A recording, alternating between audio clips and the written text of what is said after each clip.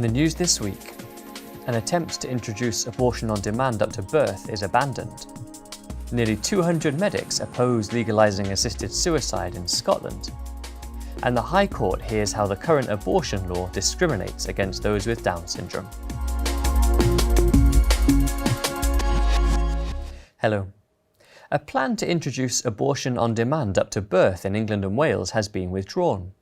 The amendment to the Police, Crime, Sentencing and Courts Bill would have repealed all legal safeguards around abortion, facilitating abortion at any time and for any reason or none.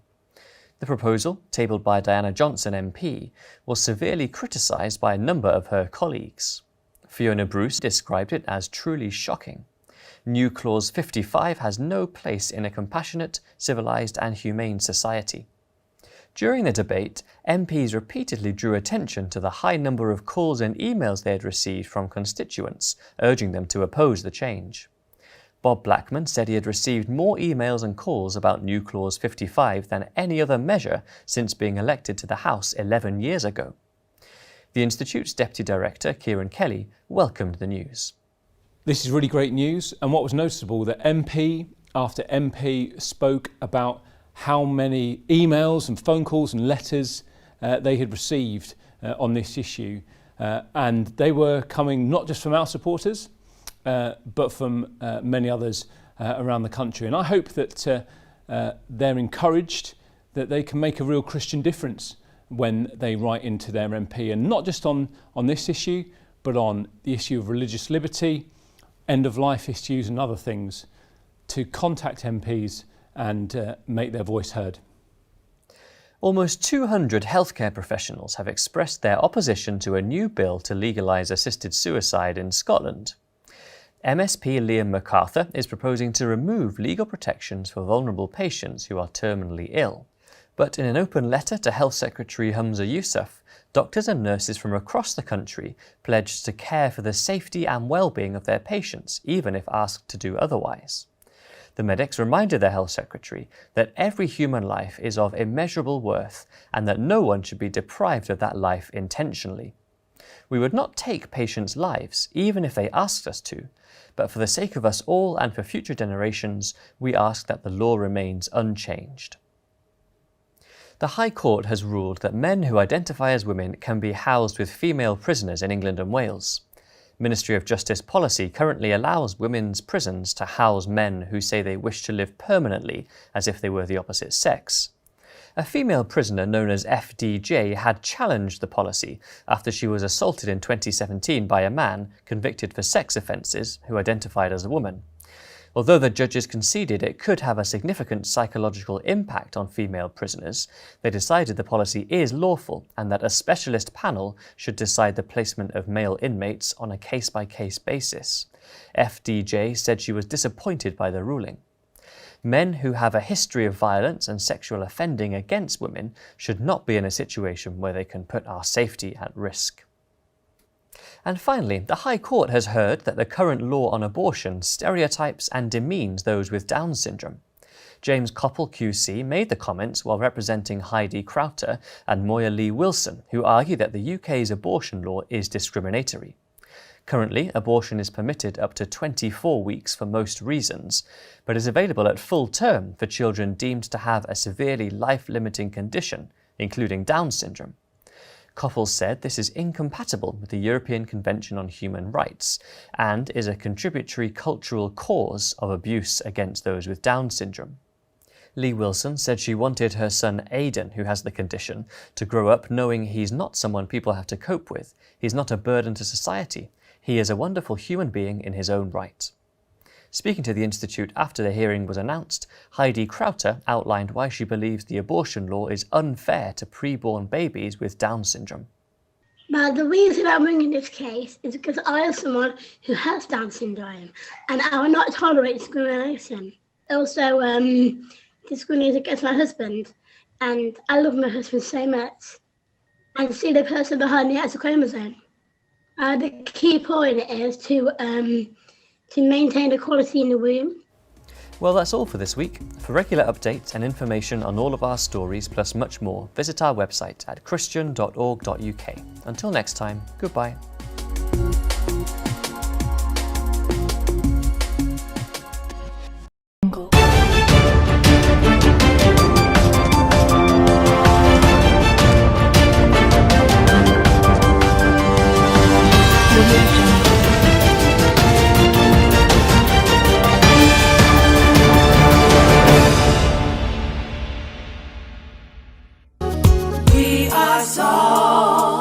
Well, a very good afternoon to everybody out there. Welcome to another edition of the Late Lunch Show alongside your boy DJ Val. As always, got to give props going out there to my Bishop John Anthony Francis, and my co-pastor Penny Francis. They are the visionaries and founders of Ruach City Church, which is my home church. And as it is a magnificent Monday, I will say this, a very, very great afternoon going out there to the guys over there at Salt FM as we join them on Salt FM's Drive Time today. We are adding a little soul to their salt. So shouts going to DJ Jai, Shoggy Tosh, and of course Miss Louisa. So we got a super duper califragilistic show lined up for you today. We have our guest, Miss Patricia Knight Scott, PKS, is going to be with us a little bit later on, telling us about all that glitters is not gold. And of course, this is the day after the defeat of the England team. And if I can, I do want to talk about the unnecessary racist backlash that seemed to flood social media immediately after the match. I mean, you can listen to a sound. Yeah, but we're going to do some great music as always in between all of that chat, right? Hi, this is Wendy Walker, and you are listening to the Soul Food Show with DJ Val. Yo, blessings in the name of our Lord Jesus Christ. This is your boy Diligence from Tampa, Florida. You are now listening to the Soul Food Gospel Show with my brother DJ Val. Salute. Hi, it's your man, superstar, contemporary, Holy Ghost-filled gospel artist, Mr. T. Briggs, and you're listening to the Soulful Gospel Show with DJ Val, the best gospel show in the United Kingdom. Check it out. Hey everyone, it's Keandra Lockett here, and you are listening to the Soul Food Gospel Show with DJ Val. This is Lorraine Clark McGee, and you're listening to DJ Val on the Soul Food Show. Wherever I am in the world, j'écoute le Soul Food Show avec DJ Val. C'est sur Ruach Radio. Ce show est fantastique, est incroyable. Un show à ne pas manquer, les amis. Allez, à bientôt. Ciao. DJ Val, playing the finest and the best in what gospel has to offer you. I'm gonna say it again. DJ Val, playing the finest and the best in what gospel has to offer you. DJ Val, playing the very best in gospel's finest and rarest grooves this side of the Mississippi. DJ Val, playing music for your mind, body, and soul.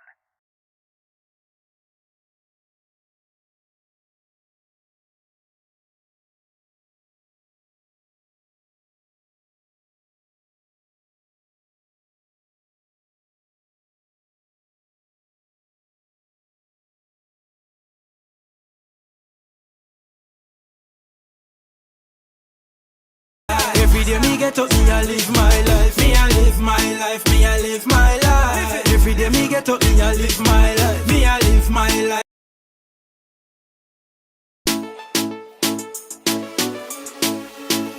Yo, I want to tell us a life too short, you know. I wonder if this is live as well, Jojo. If it was pre-recorded, I'm sure you wouldn't make such rookie schoolboy errors like that, right? Or would he? Yeah. Me I live my life, me I live my life. I have to apologize for that slight hiccup there if you're listening live. My life, me I live. Buttons not pressed as they should have been. Let's do some Minister Taff. Me I live my life, me I live my life. Every day me get up, me I live my life. Me I live my life, me I live my life. Every day me get up, me I live my life. Get up every day and live my life. Christ died on the cross for me life. You can't stay there and watch my life. Me clothes clean and me shoes well nice. Put on me clothes and me step out the road. Any cologne and now I fit harmful. I told you, but you know, sometimes with this whole pre-recorded thing, I may not be live, you know, Jojo. I with no outfit, just me I live my life, me I live my life. Maybe I'm just really good at live my life. Me I really good at pretending. Live my life. Every day me get up, me I live my life. Me I live my life, me I live my life. Every day me get up, don't mind me, you know. Me I live my life, me I live my life. Every day me get up, me I live my life. As a youth, me say me no fi satisfy. Yeah, man. Now say me soul I go bust no pipe. No, sir. Me work and so me I go enjoy myself.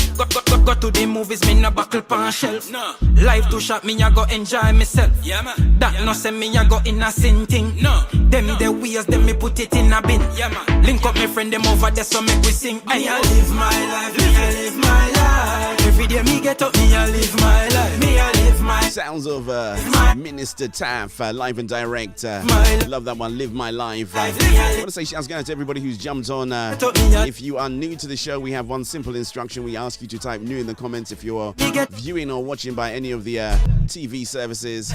Of course, if you are taking the opportunity to hide behind the privacy glass, commonly referred to as YouTube, then the only thing I would say, do remember to hit the subscribe button. And of course the notification bell as well, so you never miss an episode of anything we do over here at Soul Food Gospel. Yeah. And remember, if you like what you hear, give your boy a thumbs up.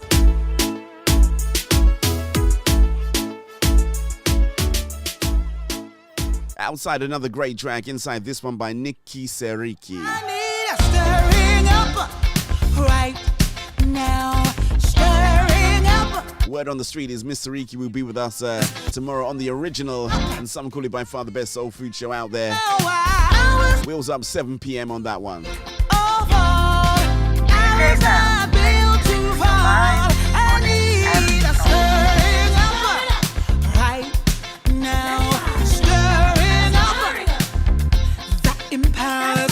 Granddad dancing in full effect, y'all.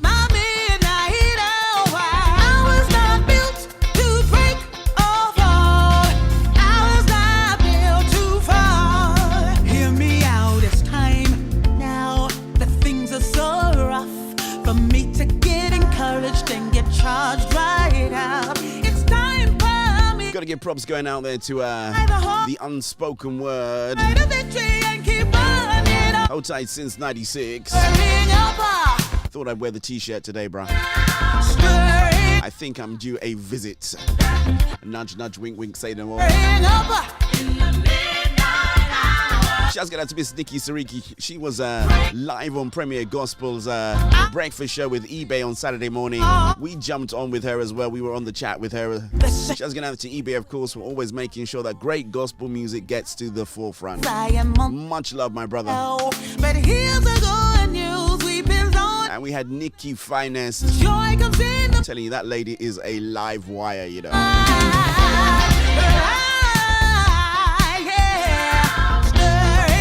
So as I mentioned at the top of the show, I'm going to have PKS. She is going to be with us. Patricia Knight Scott, talking about all that glitters may not be gold. You know, I know a poem about that. You know, I might just say it while she's on the show, actually. Hey, you got completely forgotten about that one, actually. But I do know a poem about all that glitters is not gold. So a couple of great guests this week, as I said. So Patricia's on today. Our dear, dearest friend, Miss Nikki Finest, is on the original show. Q-Time Chords tells me it's 40 minutes past the top of the hour, 16 minutes before the bottom of the hour. 16 minutes away from the Bible reading.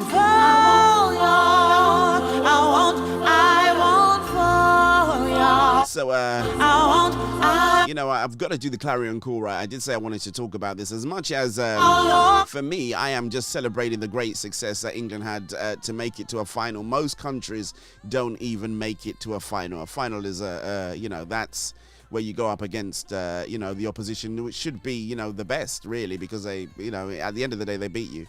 But I think what was a bit disconcerting after I watched the match, I think it was seconds afterwards, my dear friend Mr. Leroy Brown started messaging me and telling me that, look, hey, there's a whole load of racist abuse going out there to the three guys that missed the penalty. Now, if you didn't watch the match, it was a really good match. England scored kind of like within a couple of minutes, and Italy equalized a little bit later on. Went into overtime, and England still held on. And then eventually it came to penalties. You know, if anybody that knows anything about England and penalties, I just don't know why we're just not really great at penalties. But to break over our pretty much know if it's a penalty shootout, we don't win. I don't know what it is, but it just happens that way, you know. So you got to win if you got to win on the pitch, I think, which is I think that's great. So unfortunately, with the three penalty takers that missed their penalties all happen to be black football players. Now you have to bear in mind, right? And let's put this in context, right? You have to bear in mind that, you know, at the beginning of the match, they take the knee. You know, the opposing team took the knee as well for Black Lives Matter. I'm not a subscriber to Black Lives Matter. I'm not. But, you know, it's some form of acknowledging that we don't want racism in the match, right? At all. Racism should be rooted out completely. And, you know, then you find that these guys who have given their heart, their soul, their, you know, everything in order for England to get this far, you know. These guys have played on different rotations and have done so many things. I just want to talk about this and then we can get back to what we're doing. And they have played in matches. They played in the qualifiers.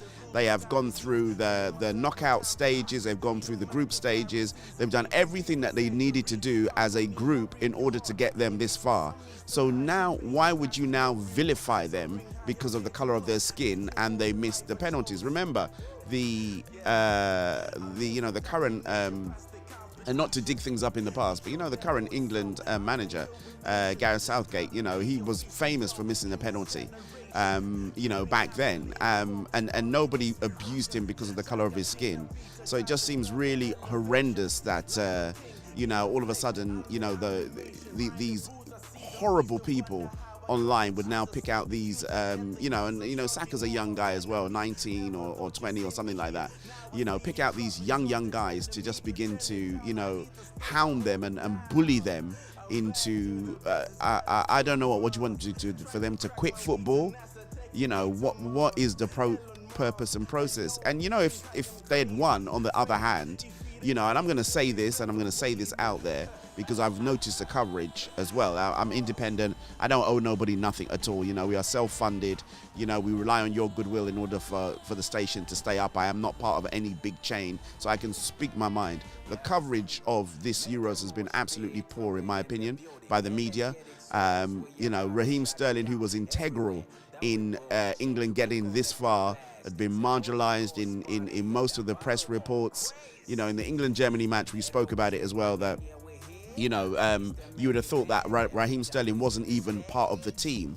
Talk less of him actually scoring a goal that helped England to win 2-0 over Germany, which was an epic win. Probably in the eyes of the English, probably that was even a bigger win than actually going to the final, to be honest. But anyway, we leave that one out. But you know, it's a crying shame when, you know, you can see that racism is alive, it's well, and it is thriving in the UK. And I don't care what anybody says.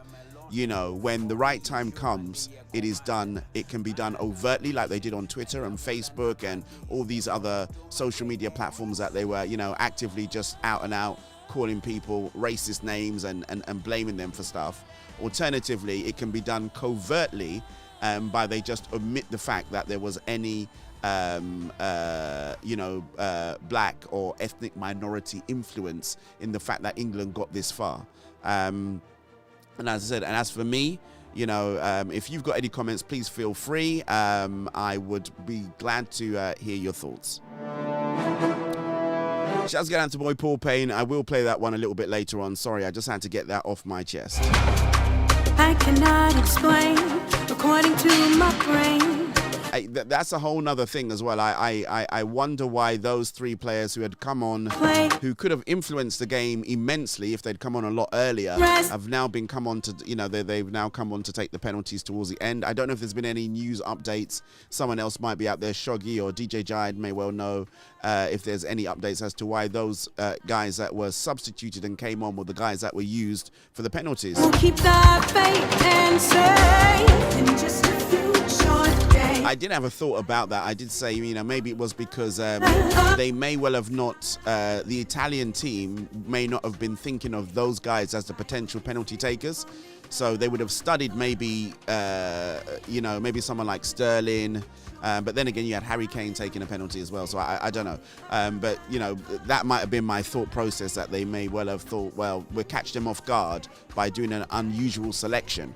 And just really hope that that maybe throws them off. I don't know. Maybe Gareth has an explanation for that. But I thought that was really bizarre when you have some really great guys that are on the pitch that I think do really well in penalties. I mean, Sterling's pretty all right when it comes to penalties as well. And I'm sure a couple of the other team, I can't remember the names. But anyway, that, you know, that you would have thought keep them on and they'd be good taking penalties. But, you know, was it a sacrificial lamb thing that they thought, well, we don't think we're going to make it, but what we do is we're just going to sacrifice these guys in front of the world. And, you know, if that's it kind of thing.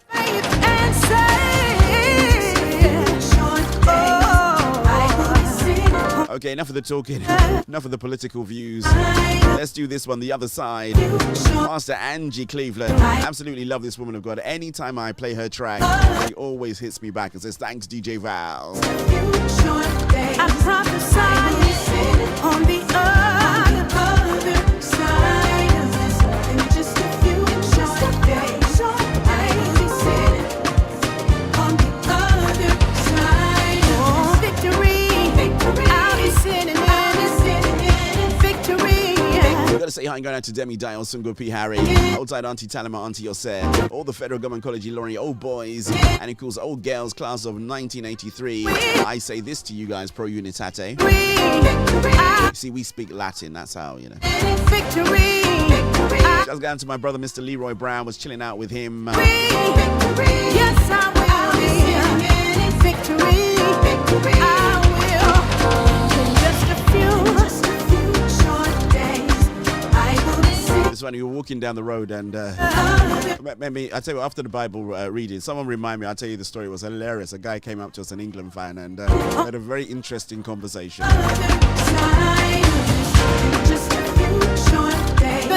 And let's not even talk about the unnecessary violence that was in, you know, that took part in and around the stadium and in the West End as well. Just bear in mind, if this had been something like Carnival, you know, you would have seen the tear gas coming out. You would have seen everything, right? You got to put this into context, because anytime there's any problem of that kind, the you know, again, the institution's response is completely different. How can people be breaking into Wembley Stadium? How can you do that on an epic, you know, an occasion like that? That's where your sensibilities are. You're going to break into Wembley Stadium so that you can, you know. And they're smashing up things in the West End. I mean, you know, and I think that's all I will say about that one. And if you were involved in that, maybe you have an opinion. Maybe you'd like to share it with me. But if this had been anywhere else in the world, this would not have happened. And like no other. Gonna do this one brand spanking new by Sarah Tabo from the Restored album, which is available sometime soon, I think. This one is called Belong to You.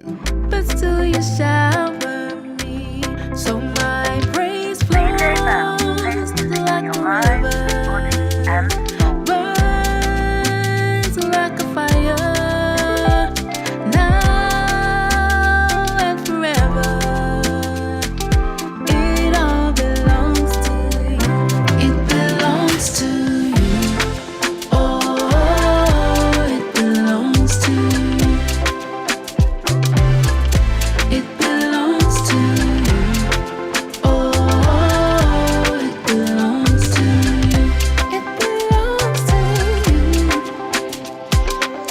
you. You keep your promise. You never fail me, because you're not. Oh, I like this one, you know. You're not and I never worry when things get crazy, 'cause I know you have a plan. So my praise flows like a river, burns like a fire, now and forever. It all belongs to you. It belongs to you. Oh, it belongs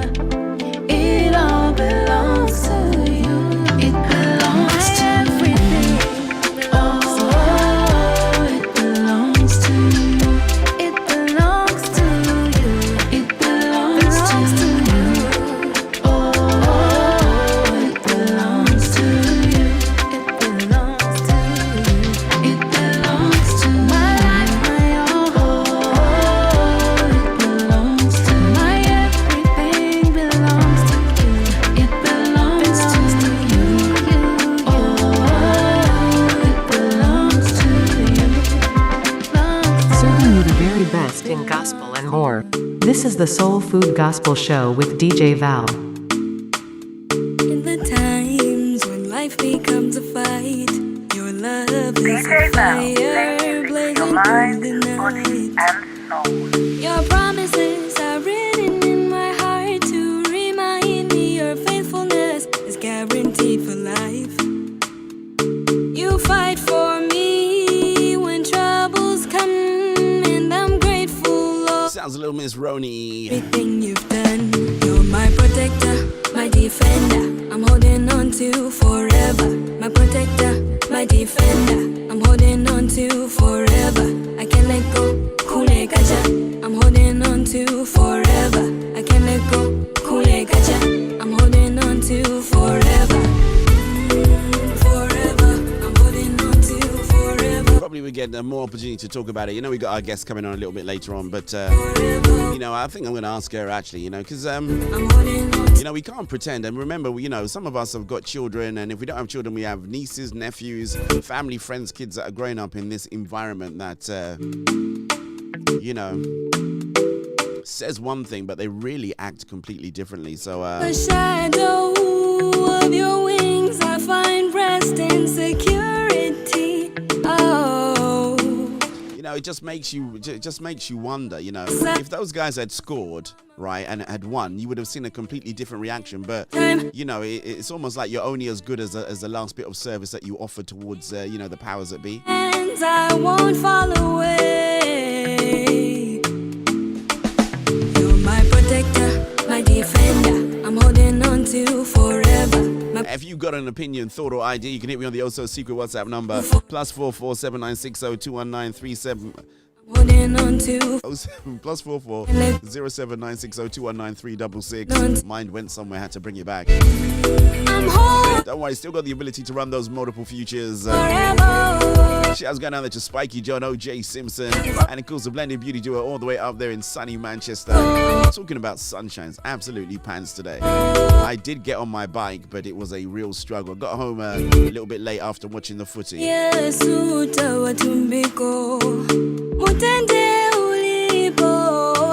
Which is not really a great thing because I'm normally in bed an early person, and then still back to it was a struggle getting up today, I'm telling you. But I said, you know what, now is it's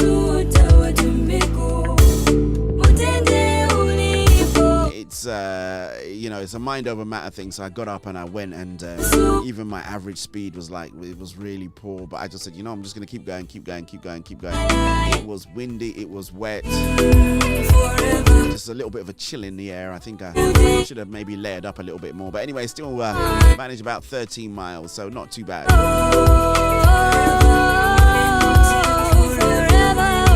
And do remember, if you want to join us as we exercise to get keep our bodies in check and in motion and doing good, there's a great app out there called Strava. I'm not sponsored by Strava, but it's just a nice way for you to check up on your friends, their progress as they do regular exercise, man. Remember, it is small steps.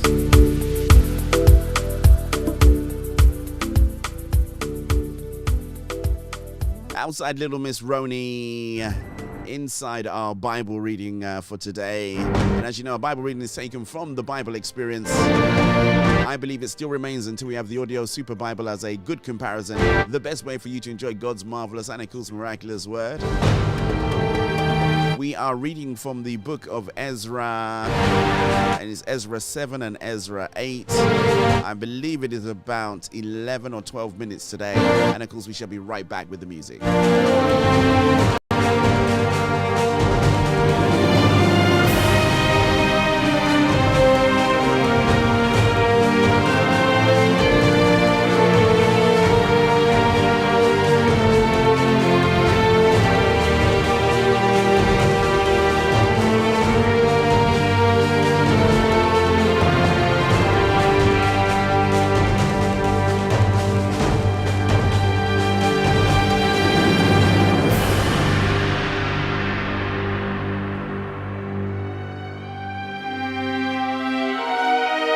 The book of Ezra continued.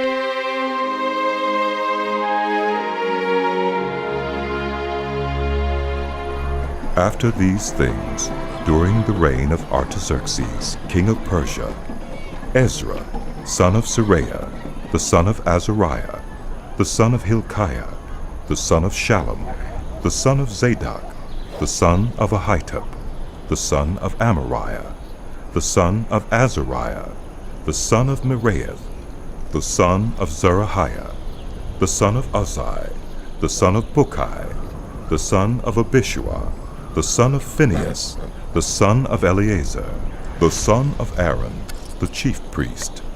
This Ezra came up from Babylon. He was a teacher, well versed in the law of Moses, which the Lord, the God of Israel, had given. The king had granted him everything he asked, for the hand of the Lord his God was on him. Some of the Israelites, including priests, Levites, musicians, gatekeepers, and temple servants, also came up to Jerusalem in the 7th year of King Artaxerxes.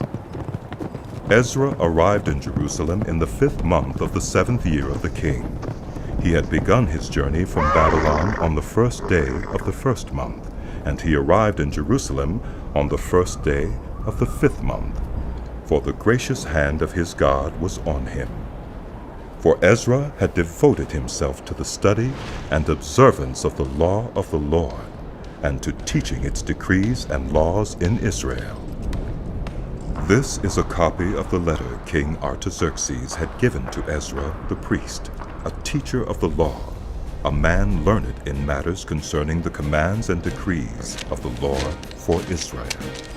Artaxerxes, King of Kings, to Ezra the priest, teacher of the law of the God of heaven, greetings. Now I decree that any of the Israelites in my kingdom, including priests and Levites, who volunteer to go to Jerusalem with you, may go. You are sent by the king and his 7 advisors to inquire about Judah and Jerusalem with regard to the law of your God, which is in your hand. Moreover, you are to take with you the silver and gold that the king and his advisors have freely given to the God of Israel, whose dwelling is in Jerusalem, together with all the silver and gold you may obtain from the province of Babylon, as well as the freewill offerings of the people and priests for the temple of their God in Jerusalem. With this money, be sure to buy bulls, rams, and male lambs, together with their grain offerings and drink offerings, and sacrifice them on the altar of the temple of your God in Jerusalem. You and your fellow Israelites may then do whatever seems best with the rest of the silver and gold in accordance with the will of your God.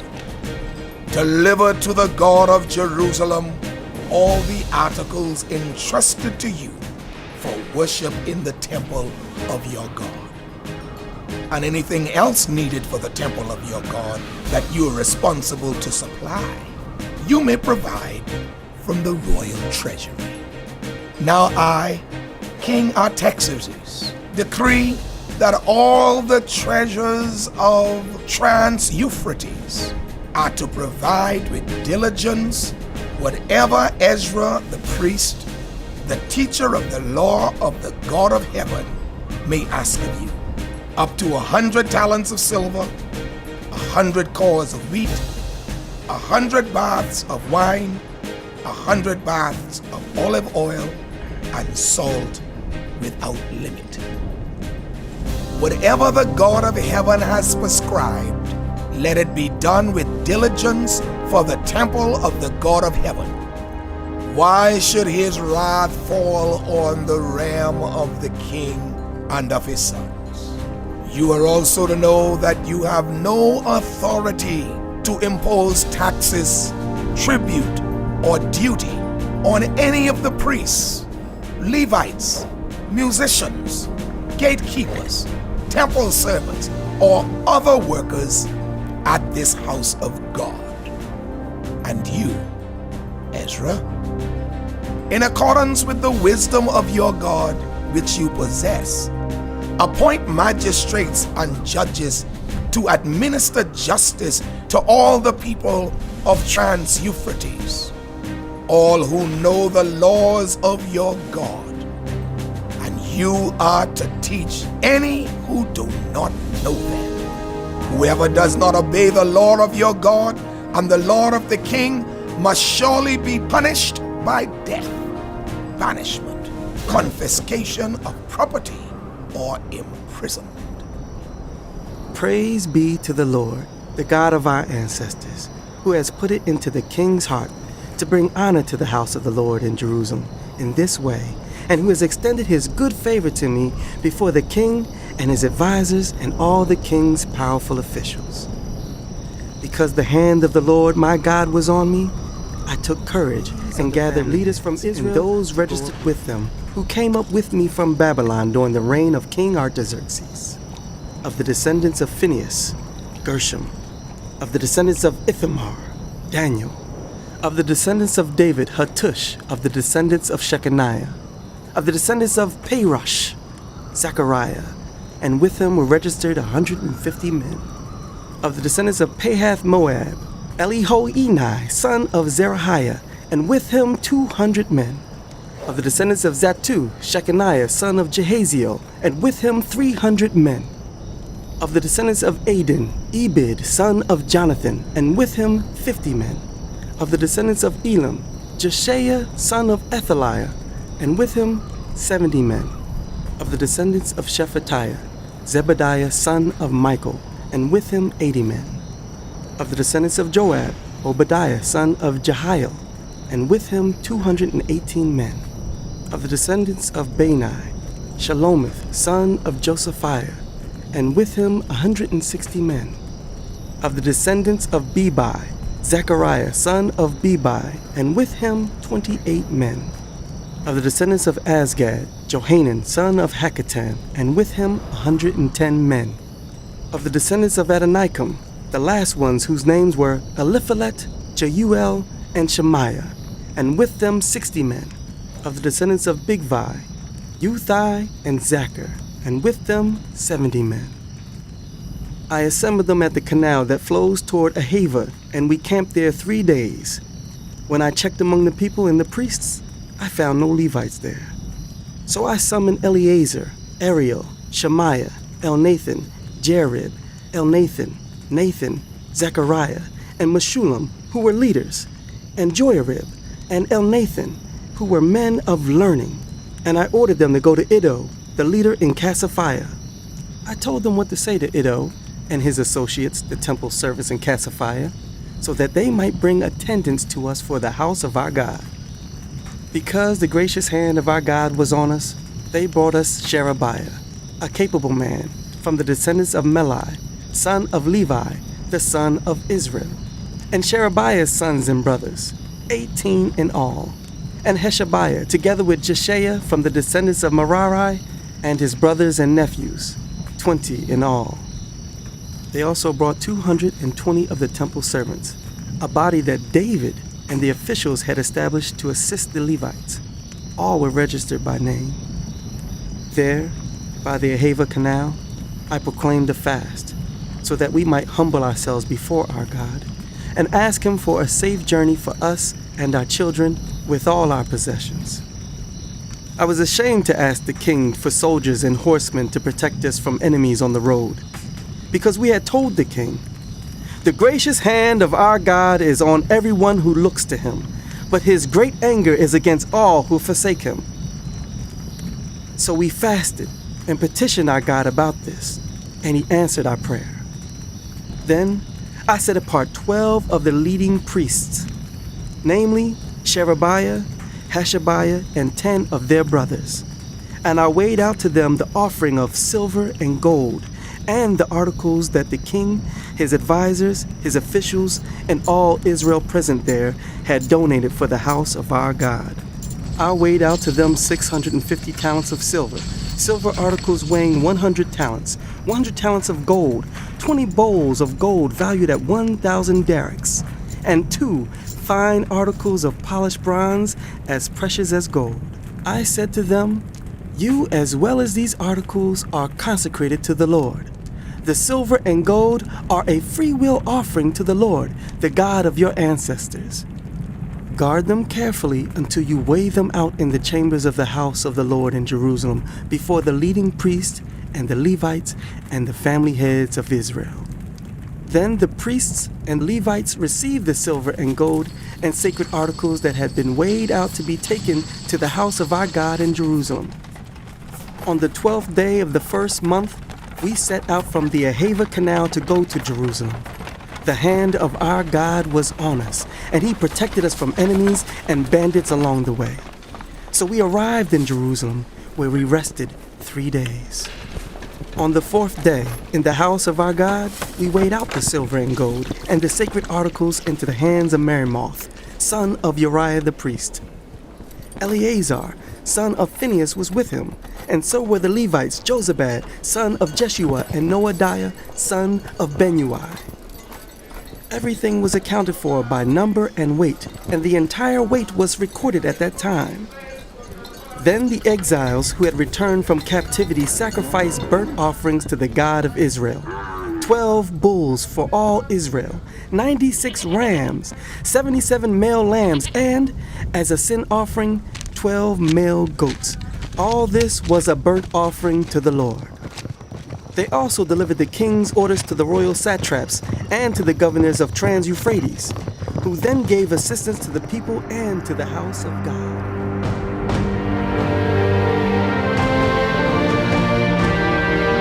Inspired by the Bible Experience.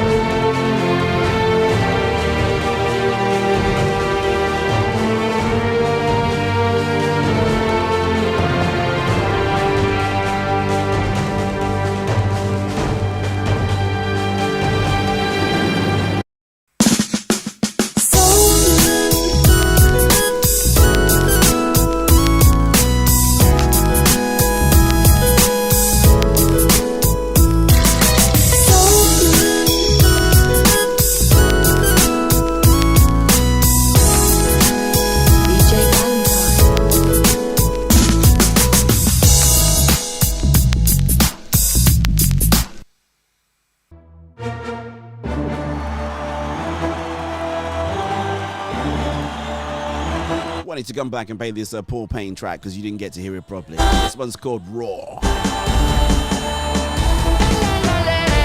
I'm taking a step, I'm paying my dues. Invisible man, no showing no clues. I'm breaking the rules, no time to snooze. Feeling myself, no time to choose. Pay no mind to Pharisees. I'm reaping beats, no surgery. Come for me, I'll rip your heart. Play me twice, I'm Mr. Price who pay you back with no remorse. Soaring high, I'm getting close. Reaching for the life I chose. Yeah, I'm here for domination, past the competition. He killed the old soul, I'm the new edition. Probably be official in this generation. Giving out a little hope, call it inspiration. Chaka China Peter, God, let's smell that. So I just had another message on WhatsApp during the break. The booth, I see them, he's the one. Person's asked to remain anonymous, but they use the term sacrificial lambs. My frenemies, never thought you'd see me here. Now I see you dropping jaws, they're telling me to turn it. Stage, I hold it down. I'm back to the best. So we are just checking in with your responses and your thoughts. If you, how did you feel about the? How did you feel about the match? First of all, do you think England did really well? I think they did absolutely amazingly, all things considered. I think it was a fantastic result. you know, to go full time and it be 1-1 against. This was against a very formidable Italian team. Make a mosh pit when we're in the building. Energetic souls, we about to shut it down everywhere that we're bold. Anyway, this one's Paul Payne and Demonstry. I should stop talking over his track, right? Party. This one's are getting trouble. Oh God, crazy.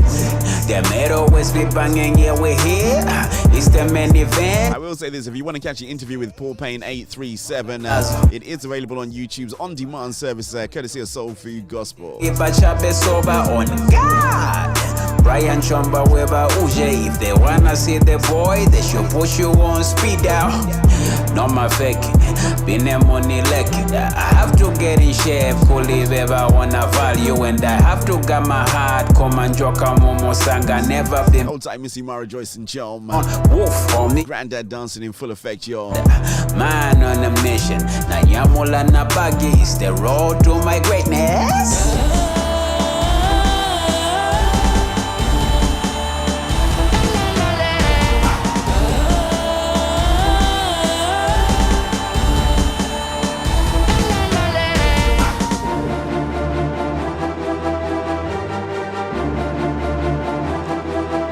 Sounds of our boy all the way from Zambia, Paul Payne 837. Want to say hi to a couple of our station partners. Want to say shouts going out there to Throne Connection International Radio Station, all the way out there in Kentucky, and Angel of Melody International Radio Network, courtesy of my dear friend Angel of Melody herself, Tonya Johnson, all the way out there in Detroit, According to my Motor City, Michigan. but I choose to follow my feelings all over the place.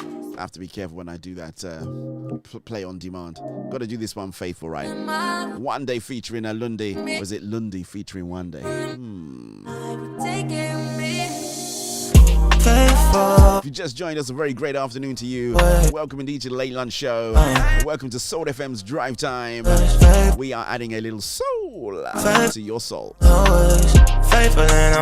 Shouting out to DJ Jad. Your message was I got it. Thank you so much. It's always nice to hear from you guys, you know. At Shoggy Tosh, live and direct Sunday morning, we had a little bit of encouragement together, and DJ Jade sent me a lovely message as well. So thank you so much indeed. Your love to me is immeasurable. I let go of it all for you. They don't know me the way you do. Show me where I'm called to.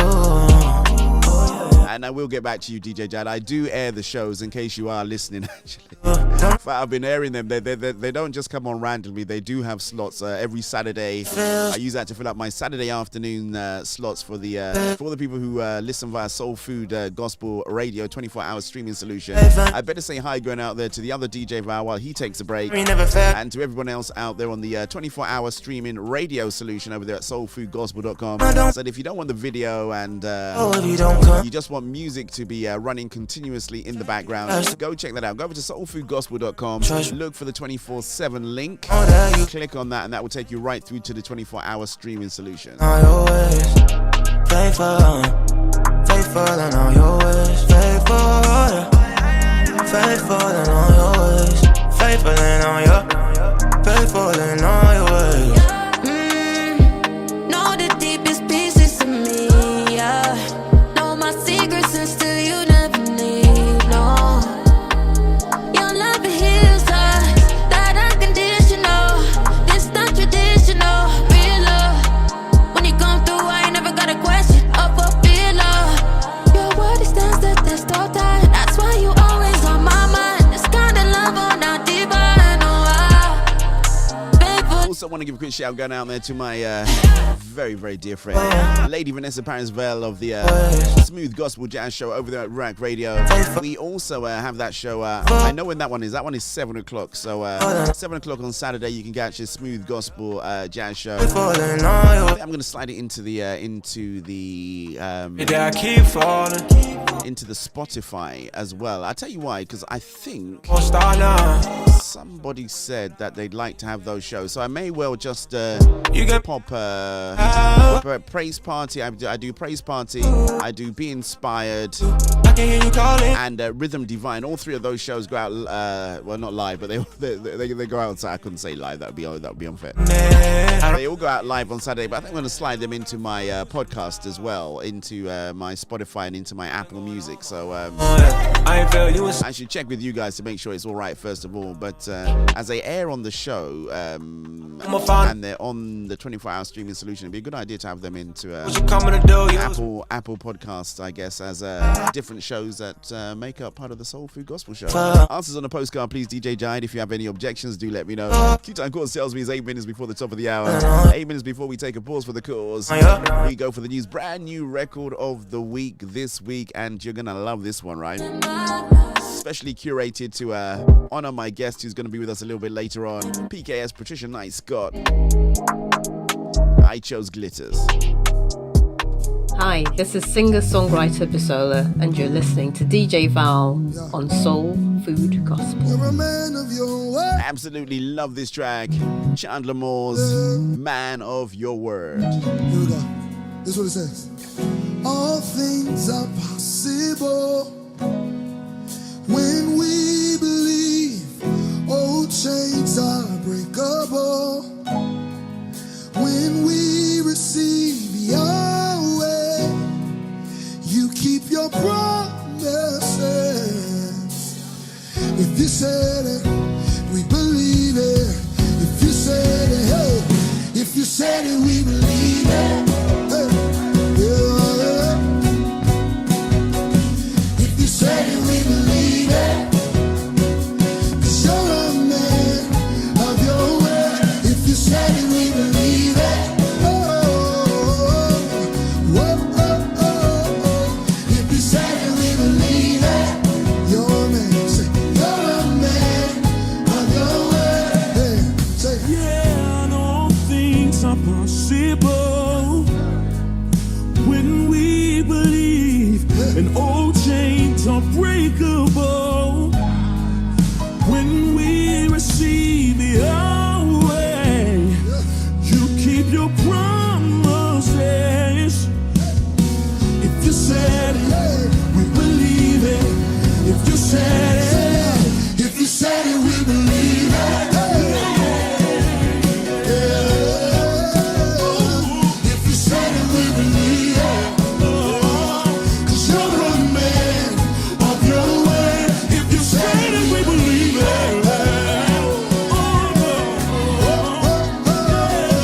If you said it, we believe it. Yeah.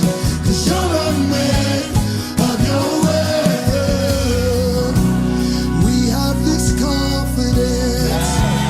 You finish what you started. God, you have never failed. You won't start with me. You're present in every step, patient in every heartache. God, you have never failed. You won't start with me. Oh, oh, oh. Everybody rock like, hey, hey. Hey. One time, say, yes, if you said it, we believe it. Hey. Yeah. If you said it, we believe it.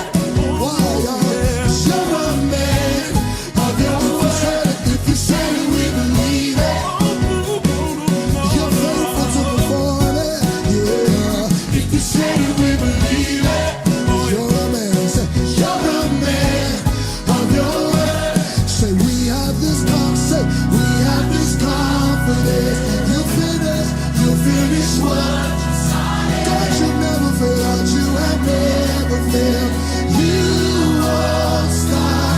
Patient with us, present with every step, patient in every heartache. God, you have never failed. You won't stop with me.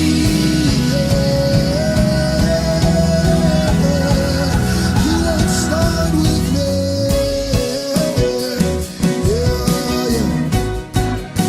And as the racist abuse continues to mount from all kinds of different places, If you said it, we believe it. it's absolutely unbelievable what people were doing. Why didn't they? Although I smile, but so when they were winning and when they were getting through to the Euros, why was nobody calling them names and whatever, and being, you want to win. And, I've got to say this, right? Just going to Gary Revelation Dixon. I will say this, you cannot change or rewrite history to suit you. The England team had a significant black contingent, whether you like it or not. All right, that allowed you to get to where you've got to. And it is because of that significant black contingent of young, very gifted, passionate players that allowed us to get to the finals. And if you just need to track your previous history before, and you will see where you got with what you had, basically speaking. And I am not anti-white, I am pro-black. There's a big difference, right? And we have to say it as we see it.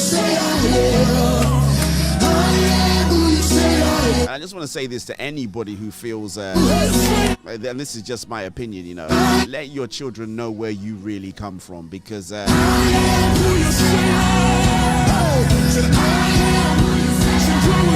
will say this, one of the best things, somebody was asking me about this the other day, one of the best things that ever happened to me was going back to Nigeria when I was about 12, 13, against my will. I didn't really want to go, but going back there allowed me to identify with my origins of where I come from. I am, I own a British passport, but I'm Nigerian. Go figure.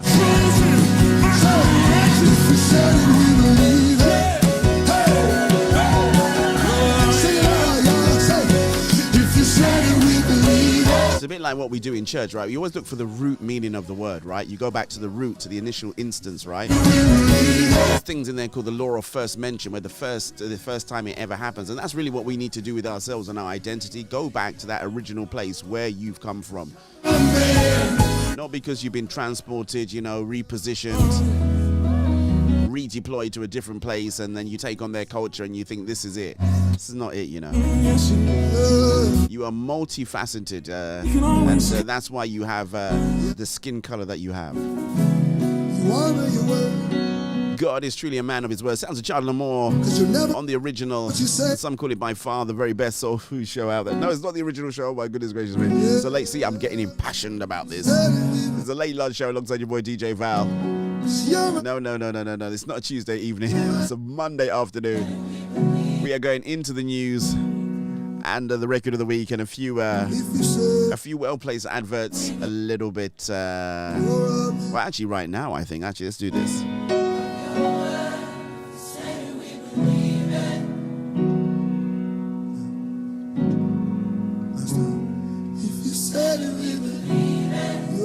I want to see whether or not I can get our brother, Mr. Shuggy Tosh. Maybe he might be able to come on. Maybe it's at some point this week. But I really want to.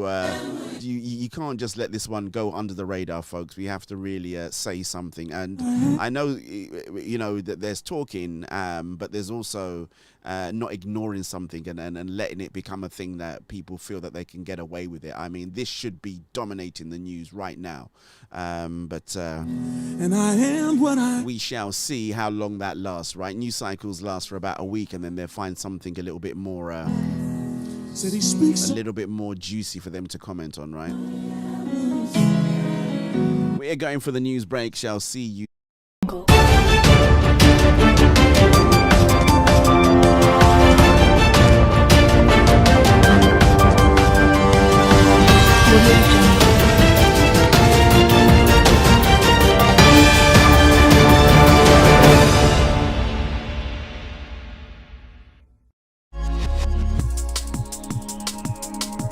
In the news this week, an attempt to introduce abortion on demand up to birth is abandoned. Nearly 200 medics oppose legalising assisted suicide in Scotland. And the High Court hears how the current abortion law discriminates against those with Down syndrome. Hello. A plan to introduce abortion on demand up to birth in England and Wales has been withdrawn. The amendment to the Police, Crime, Sentencing and Courts Bill would have repealed all legal safeguards around abortion, facilitating abortion at any time and for any reason or none. The proposal, tabled by Diana Johnson MP, was severely criticised by a number of her colleagues. Fiona Bruce described it as truly shocking. New Clause 55 has no place in a compassionate, civilised and humane society. During the debate, MPs repeatedly drew attention to the high number of calls and emails they had received from constituents, urging them to oppose the change. Bob Blackman said he had received more emails and calls about New Clause 55 than any other measure since being elected to the House 11 years ago. The Institute's Deputy Director, Kieran Kelly, welcomed the news. This is really great news, and what was noticeable that MP after MP spoke about how many emails and phone calls and letters they had received on this issue. And they were coming not just from our supporters, but from many others around the country. And I hope that they're encouraged that they can make a real Christian difference when they write into their MP, and not just on this issue, but on the issue of religious liberty, end-of-life issues and other things, to contact MPs and make their voice heard. Almost 200 healthcare professionals have expressed their opposition to a new bill to legalise assisted suicide in Scotland. MSP Liam MacArthur is proposing to remove legal protections for vulnerable patients who are terminally ill. But in an open letter to Health Secretary Humza Yousaf, doctors and nurses from across the country pledged to care for the safety and well-being of their patients, even if asked to do otherwise. The medics reminded the Health Secretary that every human life is of immeasurable worth and that no one should be deprived of that life intentionally. We would not take patients' lives, even if they asked us to, but for the sake of us all and for future generations, we ask that the law remains unchanged. The High Court has ruled that men who identify as women can be housed with female prisoners in England and Wales. Ministry of Justice policy currently allows women's prisons to house men who say they wish to live permanently as if they were the opposite sex. A female prisoner known as FDJ had challenged the policy after she was assaulted in 2017 by a man convicted for sex offences who identified as a woman. Although the judges conceded it could have a significant psychological impact on female prisoners, they decided the policy is lawful and that a specialist panel should decide the placement of male inmates on a case-by-case basis. FDJ said she was disappointed by the ruling. Men who have a history of violence and sexual offending against women should not be in a situation where they can put our safety at risk. And finally, the High Court has heard that the current law on abortion stereotypes and demeans those with Down syndrome. James Coppell QC made the comments while representing Heidi Crowther and Moya Lee Wilson, who argue that the UK's abortion law is discriminatory. Currently, abortion is permitted up to 24 weeks for most reasons, but is available at full term for children deemed to have a severely life-limiting condition, including Down syndrome. Coppell said this is incompatible with the European Convention on Human Rights and is a contributory cultural cause of abuse against those with Down syndrome. Lee Wilson said she wanted her son Aidan, who has the condition, to grow up knowing he's not someone people have to cope with. He's not a burden to society. He is a wonderful human being in his own right. Speaking to the Institute after the hearing was announced, Heidi Crowther outlined why she believes the abortion law is unfair to preborn babies with Down syndrome. Well, the reason I'm bringing this case is because I am someone who has Down syndrome and I will not tolerate discrimination. Also, discrimination against my husband, and I love my husband so much and see the person behind me as a chromosome. The key point is to maintain equality in the womb. Well, that's all for this week. For regular updates and information on all of our stories, plus much more, visit our website at christian.org.uk. Until next time, goodbye.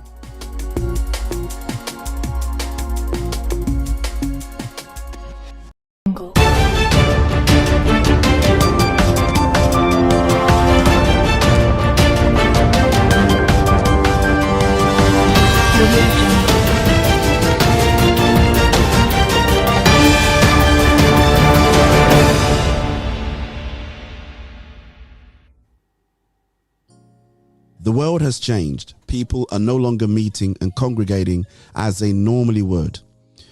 We at Soul Food Gospel are acutely aware of the demand for well-managed online virtual events. We are launching a new division called Soul Food Gospel Events, This is a dedicated company with the sole purpose of managing your virtual events. We are taking our learning and technologies from the Soul Food Gospel shows, coupled with the maturity of our platforms, and for the first time ever, allowing you, the public, the opportunity to host your events via our established and robust media outlets. If you have an event of any kind that you want professionally managed and hosted, please reach out to us on +44 07960 219 366 or email us at soulfoodoffice@gmail.com. So, whether you're arranging a concert, book launch, live interviews, conferences, funerals, christenings, baby dedications, weddings, whatever your event is, if it needs to be streamed, we should be your number one choice.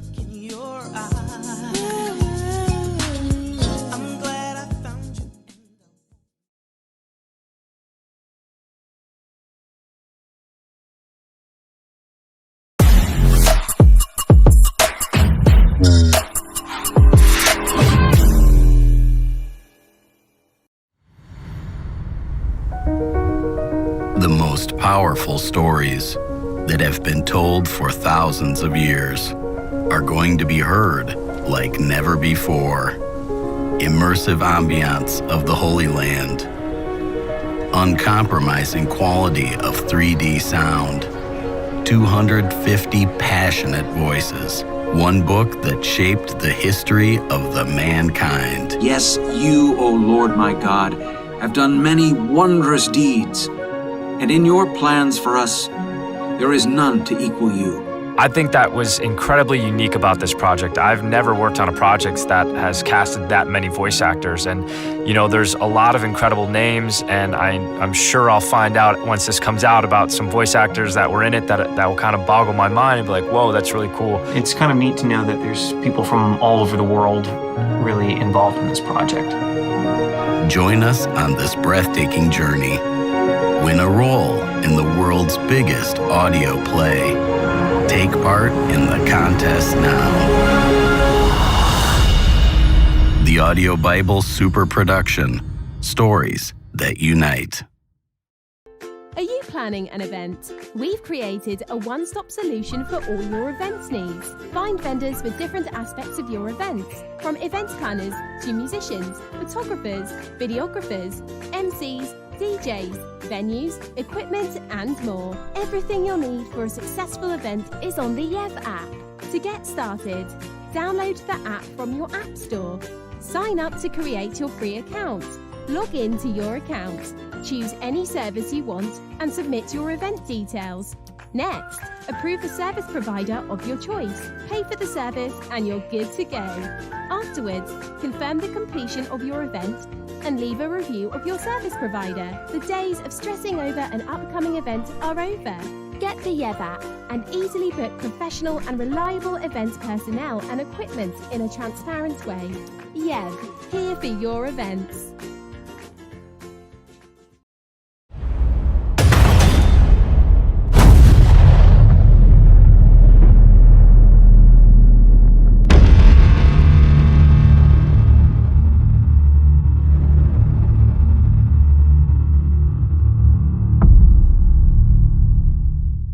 Hey there, are you looking for ways to occupy your young children during lockdown? Or are you looking for a fun, light-hearted, gentle way of discussing with them the really difficult topics concerning racism and race that are happening all around the world?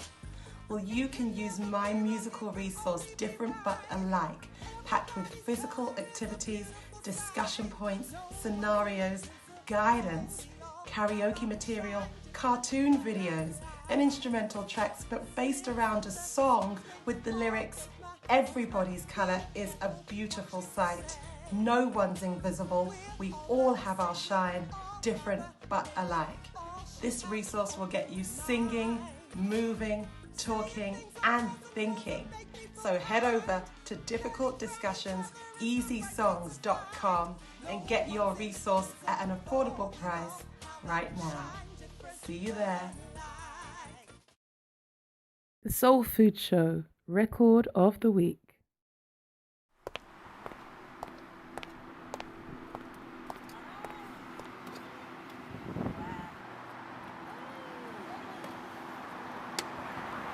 Wow, you look stunning. Oh, thank you. I love your bracelet as well. Oh, God. Not all that glitters is gold. Why'd you say that? Oh, it's a long story. Okay.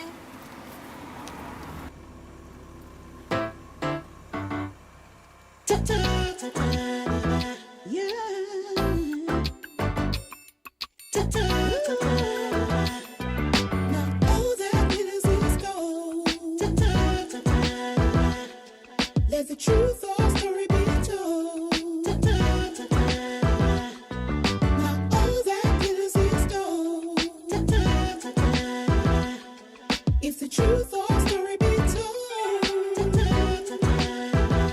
Oh, look at me, yeah. You will see it's good as it can be. Look a little harder, you will find the beauty of the Creator. Now all that glitters is gold. All that glitters, let the truth or story be told. Now all that glitters is gold. If the truth or story be told.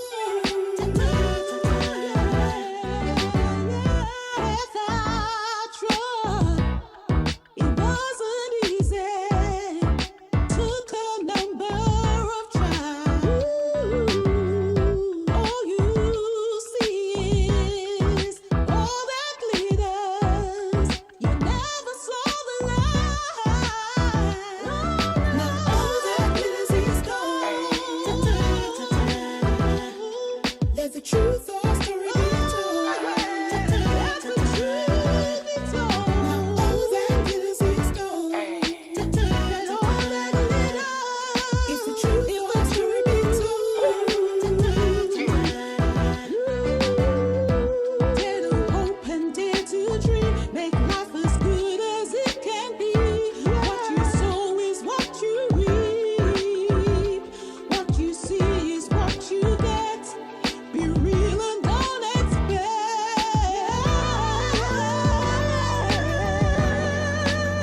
Yeah, everything that glitters ain't gold, yeah, that is apparent. Every couple doesn't always have the happiest marriage. Everybody is unique, there's no need for comparing. Don't try to fit in, be you from your style and appearance. Remember, God is the light, He's the only one. Stop being jealous of what they got. You compare to none, you one of a kind in your own category. Everybody got their own journey and their own story. Yeah, let's go. All that glitters is gold. All that glitters. Let the truth or story be told. All that glitters is gold. If the truth or story be told. Now all that glitters is gold. Let the truth or story be told. Now all that glitters is gold. If the truth or story be told.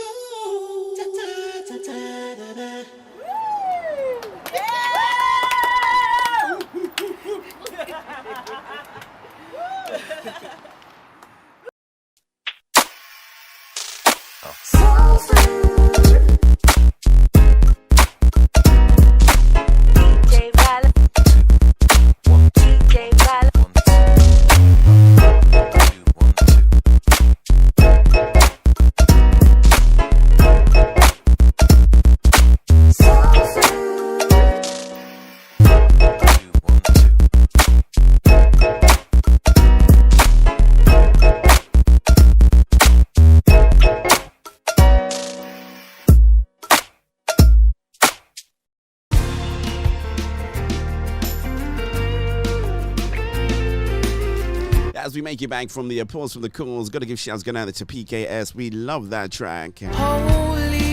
Something brand spanking new. All that glitters is not gold. Shouts going out to Hazel and Pariag, aka the class cap. She's on board too. You've shown the Savior's heart. Gotta play this one by FWB alongside Michael Oyor. Only Jesus. consuming fire. Your mind, body, and soul. You set us aflame.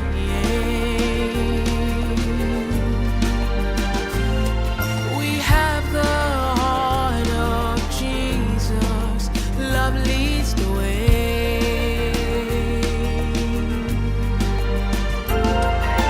Holy Spirit, you reveal the heart of Jesus. You've crashed in upon our hearts. We're overtaken. Hearts of flame in you we burn for only Jesus. We'll live for only Jesus. Holy Spirit, oh, you've had your way. Oh, I gotta say, I like this one. You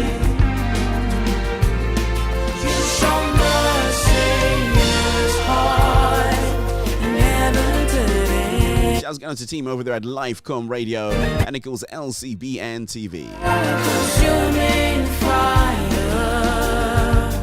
you set us aflame. DJ Val, play music for your mind, body, and soul. Because we have the heart of Jesus, love leads the way.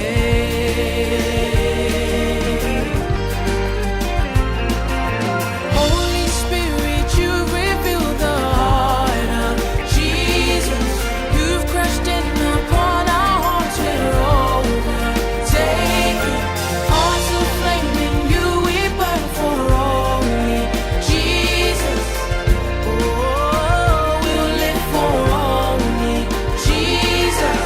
Holy Spirit, you reveal the. Just want you to keep a dear friend of mine in your prayers. Dear brother Rupert Oliver. Hearts of flame in you we burn for all. Lost his son tragically a few days back, so please keep him in your prayers. It's not easy to lose a child, you know. We'll live for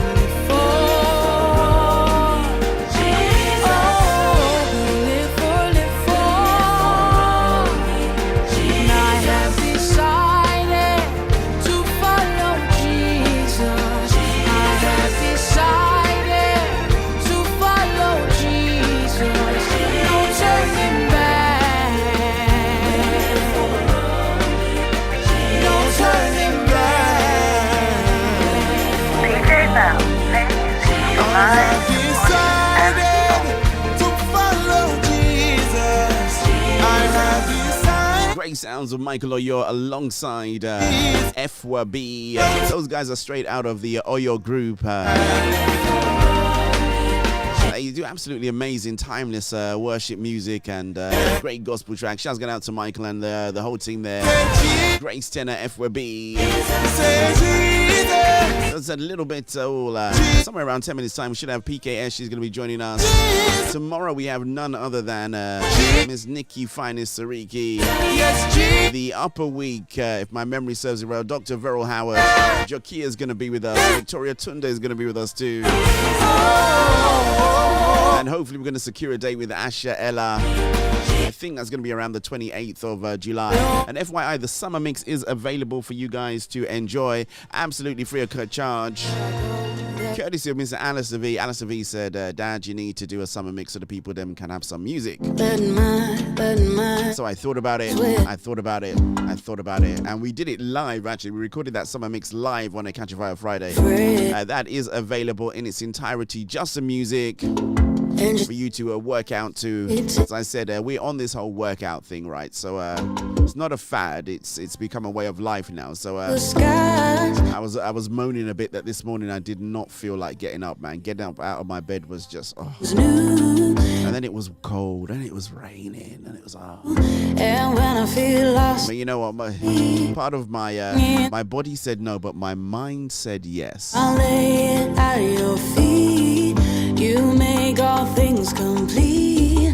Your love keeps walking me down, walking me down. Whenever I can do it on my own. Whenever I can do it on my own. Your love is helping me carry the load. Whenever I can do it on my own. Whenever I can do it on my own.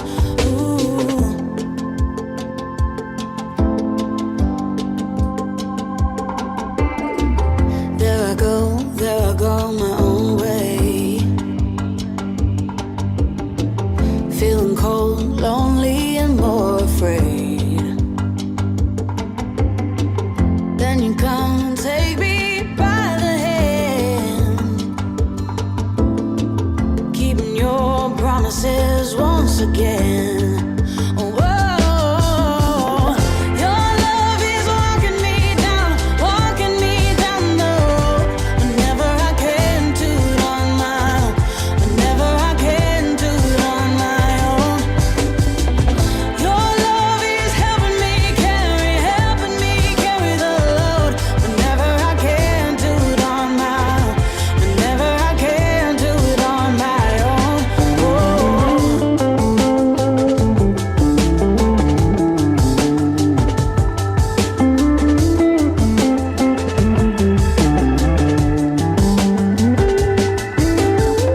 I look up to the skies, and you help me to realize you will make all things new.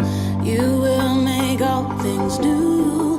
And when I feel lost at sea, So I was just checking my. in the depths of my Shuggy said I should be doing more WhatsApp stories, so expect a lot more communication on that platform from me. your love keeps walking me down the road. Whenever Try and keep you engaged with some great content. Got some great content actually, so should take every opportunity to share it with you, right? Q-Time Chords tells me 7 minutes before the bottom of the hour. As we proceed to give you a late lunch experience on this post-match blues. I am still looking for reactions or any thoughts, any comments on the wonderful way that the England team were able to get to the finals, and then the apparent unnecessary backlash by certain certain racist elements out there as well. And I think the interesting thing, a lot of these people are undercover, so these are people that you could well be sitting down, you know, you might be going out to dinner with them, they could be your co-workers, but you know, they have this secret life of hating you as a person of color, which is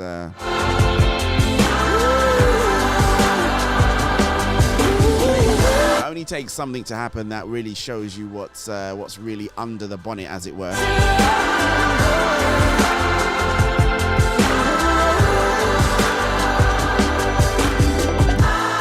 Sounds of Miss Madeline Edwards. That one is called The Road. I know DJ Jai does like that one. I like this one, but it's That Boy Maxine featuring a Nande M. Hey, come on, put your head. I can see our guest is looking glamorous in the green room. Get it, glamorous in the green room. That's 2 G's. That's 2 words with G. DJ, how you doing well, man? I'm a to be discovered. All right, let me see if I can do some adjustments while she is in there, and hopefully I think after this track we should have none other than PKS Patricia. Knight Scott's going to be with us live and direct on the Late Lunch Show. I'm more than a conqueror. You will the world to me. Hey, you gave me everything. You gave me authority. The world belongs to me. You will the world. And you gave me everything. You gave me authority. The world belongs to me. You will the world to me. For your glory. You will the world to me. For your glory. Like a nigga, I will shine everywhere that I go. Yeah, yeah, yeah. Like a nigga, everybody will see me flying. For your glory, I will shine and I will conquer the world. And with you by my side, and I can feel your presence beside me. When you're beside me, nobody can touch and hide me. Oh, no, no. And oh, no, no, no, yeah, yeah.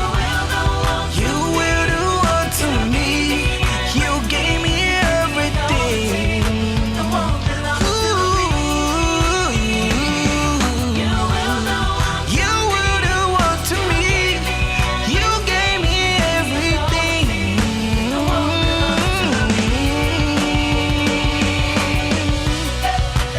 Ooh, Lord,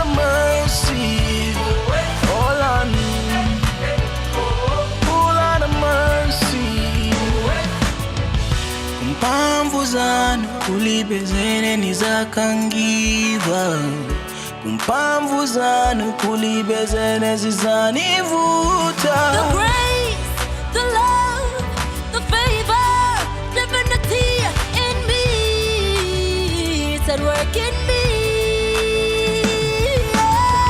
The grace, the love, the favor, yeah, it's at work in me. It's working in me. Grace, love, favor, working. You will go on to me. You will go on to me. You gave me everything. You gave me everything. You gave me authority. All belongs to me. You will go on to me. You will go on to me. Yeah. You gave me everything. You gave me authority. The world belongs to me.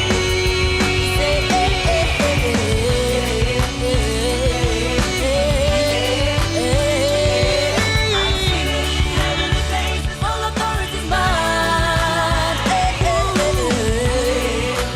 There you go, adjustments done. I've learnt now, because when I make those adjustments, my face goes a little bit funny while I'm really concentrating, and it looks like I'm in unnecessary adjustments to the screens and everything like that. But I think if my guest is ready, if you give me a thumbs up, I am going to bring you on.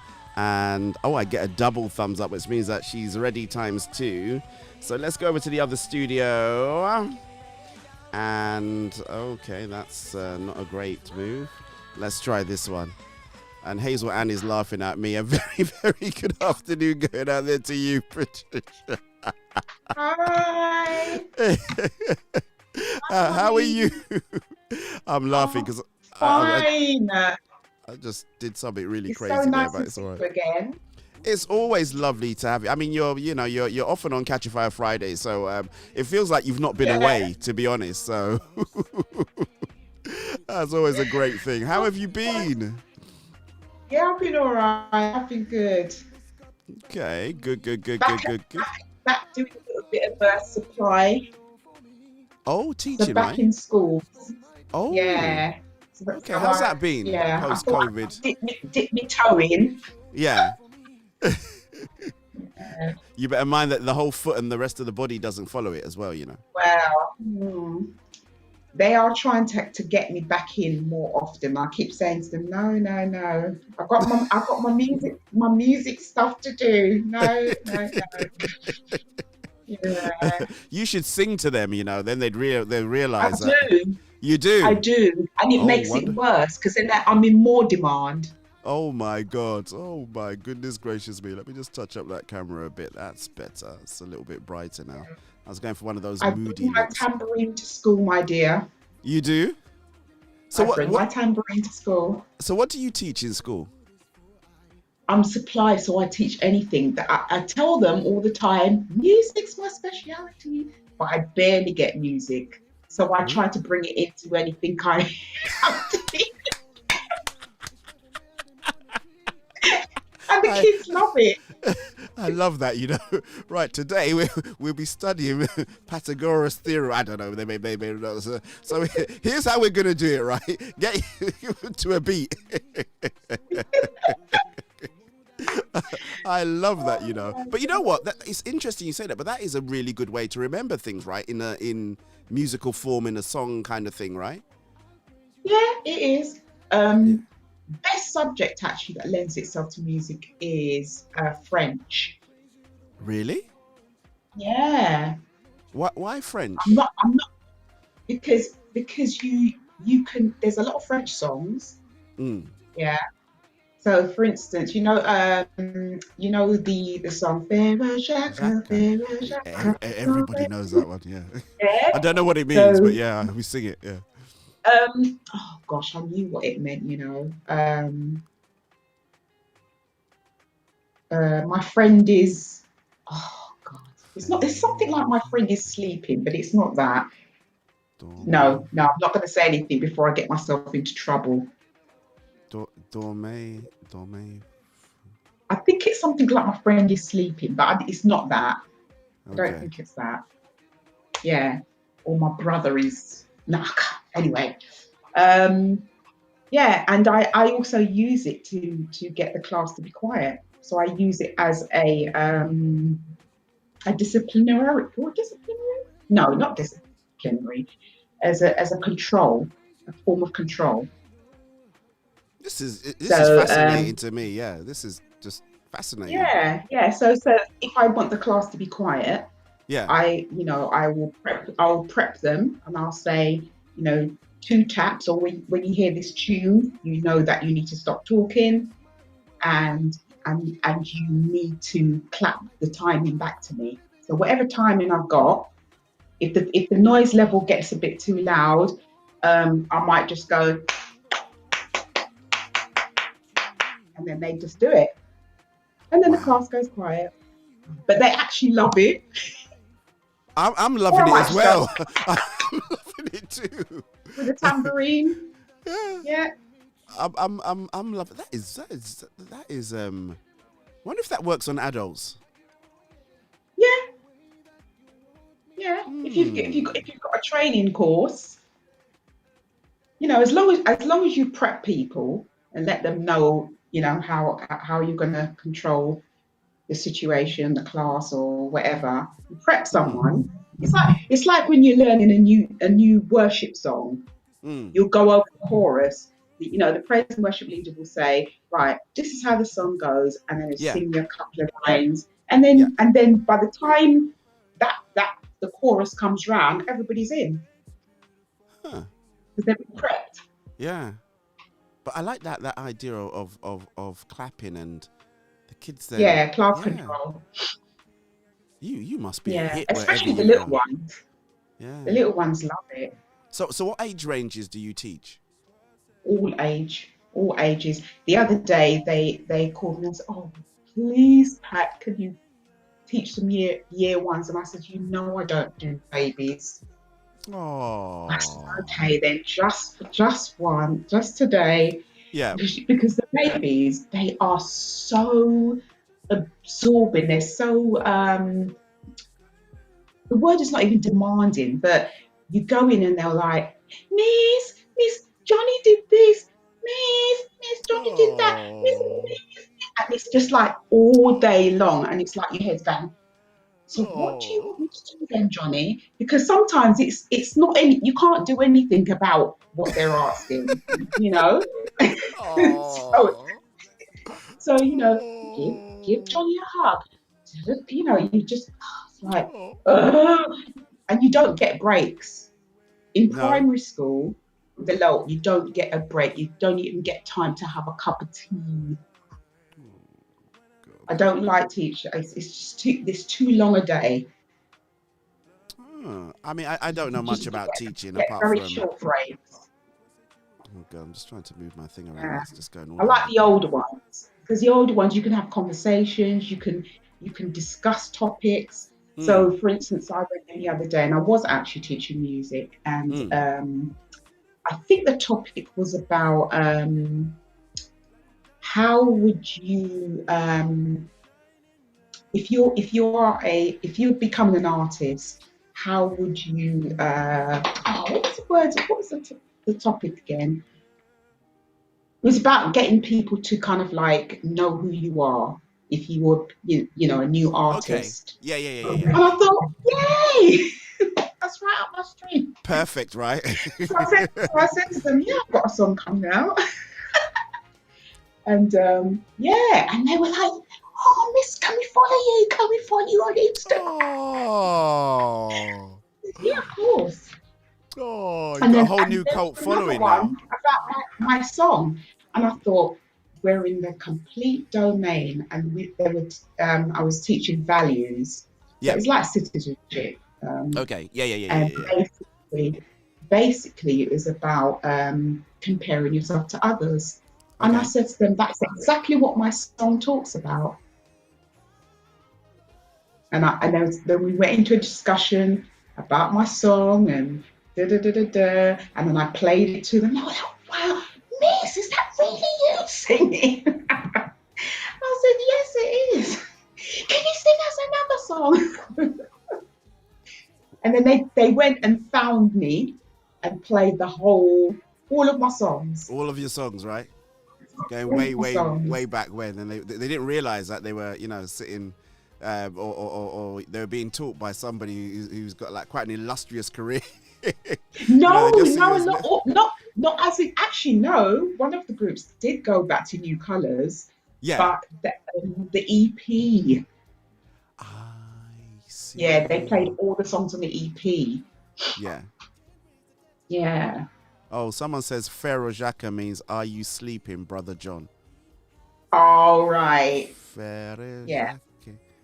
Oh. So, are you sleeping? Are you sleeping, brother John? Brother John. Yeah, I think that's It's really weird because I've sung that song for probably from when I could remember, right? And I've never really bothered to find out what it meant.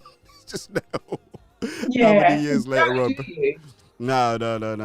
But you know what? When you're going to school, you just, I don't know, you just want to find out things. So then you look into it.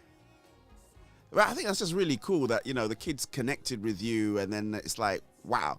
But you see, and that's why they need to just get you in that music thing, you know, teach music, because obviously that's your, you know, that's your sport, that's your area, you know, and because I try to bring it in any way, shape or form. I try to bring it in, even when I was doing primary for a really short time with children with behaviour problems.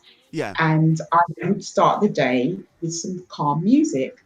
So when they entered my class, it was just music in the background.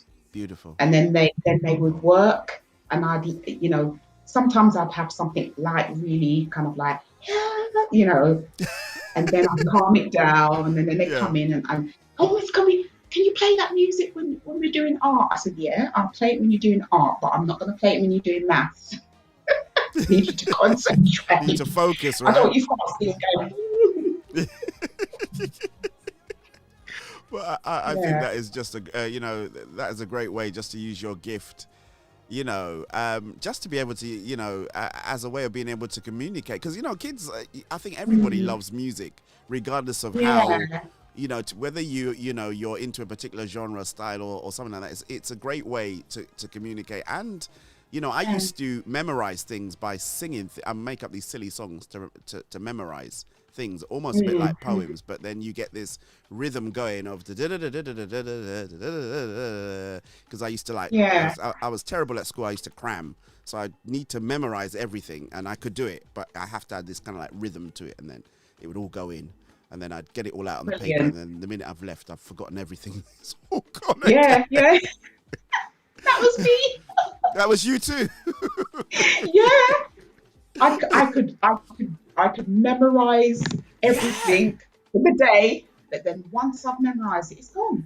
Yeah. I remember I actually, it's funny because my son's doing his mocks now, right? I'll give you this story. This is hilarious, right? I was doing mock, it was English literature. You know, I grew up in Nigeria. I did secondary school in Nigeria. And the book that we were using was Julius Caesar, right? Shakespeare's Julius Caesar was our text that we were using. And I'm not joking, I pretty much I'd memorized the whole book. I used to do these things, right, in school. It was like, because we were in boarding school, and like if I was short of a few quid, like, and I wanted something to eat, I'd say to them, open the book, read 2 or 3 words from it, and I would tell you where, when, what, and how. And that's how much I'd memorized the book. And I remember I did this exam, this mock exam, and I got failed. And I thought, you know, and then she put, you cheated. You know, that's what she put. You must have had a book. You cheated. And, you know, that was pretty much it. And everyone goes, oh, how do you feel about it? I said, I feel really good that she thought I cheated because I didn't. Wow. But how could she prove it? It was, I guess if you think that somebody is writing, because it's in my head and I know that the minute the question comes out, I'm virtually writing out pages of the, you know, the comments around things. And I guess in her book, in her eyes, nobody would spend time to memorize the book. Yeah, nobody could. So I felt kind of honored that she thought I cheated. I didn't, but you know, it's just one of those things. And it's not to say I didn't cheat in other things, by the way, but I didn't cheat in that. But yeah, But not that.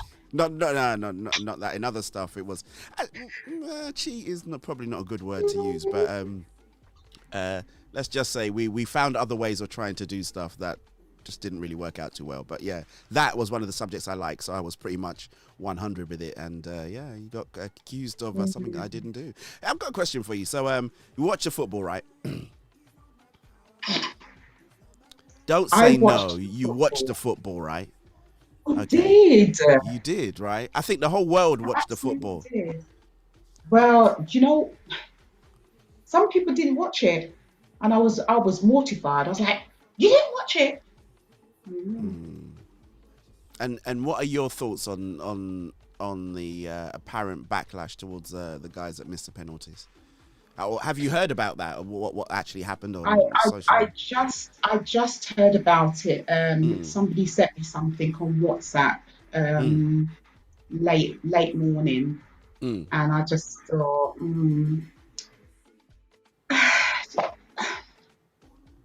I could see it coming. Yeah. It's not a shock. Yeah, put it that way. Yeah, it's not a shock. It should be, but it's not. You know, when you grow up with something that is, you know, displayed all the time. Yeah. You know, when you're growing up and you've seen it. Yeah. It's just another thing, isn't it? Yeah. I think you're right, because I think, you know, we're probably of an age where growing up it was very much in your face, and I don't think I get it, right? Subtle. Yeah, I kind of understand that you can't change a culture of people overnight. It didn't just suddenly miraculously get better and disappear. It just became something that they couldn't display openly towards the ethnic group. So you've got these pockets of people out there that, you know, feel very, very strongly about this you know, their racial background and what they think about other ethnicities, but they just drive it underground to these kind of like little underground places. And it was interesting because I think somebody a long time ago, well, not a long while ago, that someone was commissioned to do this report on racism, and they said there's no racism in England, and I can't remember his name, but sad. Yeah. Yeah, I remember. It's recently, isn't it? Yeah, it was recently. Yeah. They did this commission. They said no racism. I find it. I don't know. There's just no words for that report. I just find it really. It's like, how can you say that? Don't you feel embarrassed even saying that? Well, obviously, he didn't feel embarrassed, people, we've got our experiences, and you can't just take that away. Yeah. You know, I can tell you so many stories. I grew up in Tottenham. I'm a Tottenham girl, even though I'm in Bedfordshire now. But praise the Lord, hallelujah. In the country, when I first moved there, when me and John first got married, and I first moved, everybody called where I was living the country. Yeah. Oh, she's in the country, in the countryside. Yeah. I mean, I am on the very, very outskirts, so I can see how they would say that. I'm not in the city yet. I am on the outskirts, but country. Yeah, pretty much. Anything outside of. But I'm a Tottenham girl, so I saw all of the disparities and the racial. I wouldn't even call it undertones. They were overt when I was growing up, and I remember, I could walk past Tottenham Police Station, and they were always beating up young black boys, and they were always being murdered in the cells. Terrible. I saw that all the time. It was nothing new. So So when that riot broke out, with that guy, I can't remember his name, in Tottenham. Yeah, the Mark Duggan riots and stuff. Yeah. When that happened, and I was married 20 years, and I'm thinking 20 years on and that's still happening. Yeah. I just thought, well. Yeah. So that was a surprise to me. Yeah. Because I was thinking, I thought we'd made some strides. Racism, I thought we had made some strides. But 21st century, it feels like we've not made any progress at all. None. And that is what saddens me. Yeah. Because I thought we had made progress. I thought we had made progress, but it's only to when a flashpoint happens, right, that you begin to see that, realistically, and again, this was not the plan. It's just that this has happened. These are events, and I know that you're you're a woman who's not of the world necessarily, but you're out there, so you know stuff, you hear stuff, and you see stuff as well. Yeah. But I mean, the behavior of the fans was absolutely, it was ridiculous. They were smashing stuff up and trying to break into Wembley Stadium, and what goes in my mind, Patricia, is you think of something like Carnival, and the way that things are handled at Carnival, or when there's a protest of black people. I'm not saying Black Lives Matter, because that's a whole separate thing, but black people out genuinely protesting about something. The force that is used is completely different from from these hooligans that get away with stuff, and it's you can say it is what it is, but unless someone actually decides to make some changes from above, you can't change people's minds. I don't believe, right, and maybe you might hold to a different position. I don't believe you can change. So if somebody's a racist, I don't think you can change them if they're a racist like that, unless there has to be something that happens in their life. Either they get the love of Christ in them. I think something has to come along. Yeah. But I think something has to come along and kind of like shine a light, and then they think, ooh, something like, for instance, something like my boss years ago, him telling me that, oh, my son would never go out with a black girl, never, never, never. That's not how he was. And when he said that to me, I was really shocked, because up until that point, working for him for about 4 years, I would never have thought of him as thinking that way, or have a racist bone in his body or anything like that. Wow. But when he was so adamant that no, his son would not want his son to go out with a black girl. And I said, but when he goes to university, he's going to come across all cultures. Yeah. And what if he brings a black girl home? What are you going to do then? He said, no, he wouldn't. And I was thinking to myself, well, you don't know.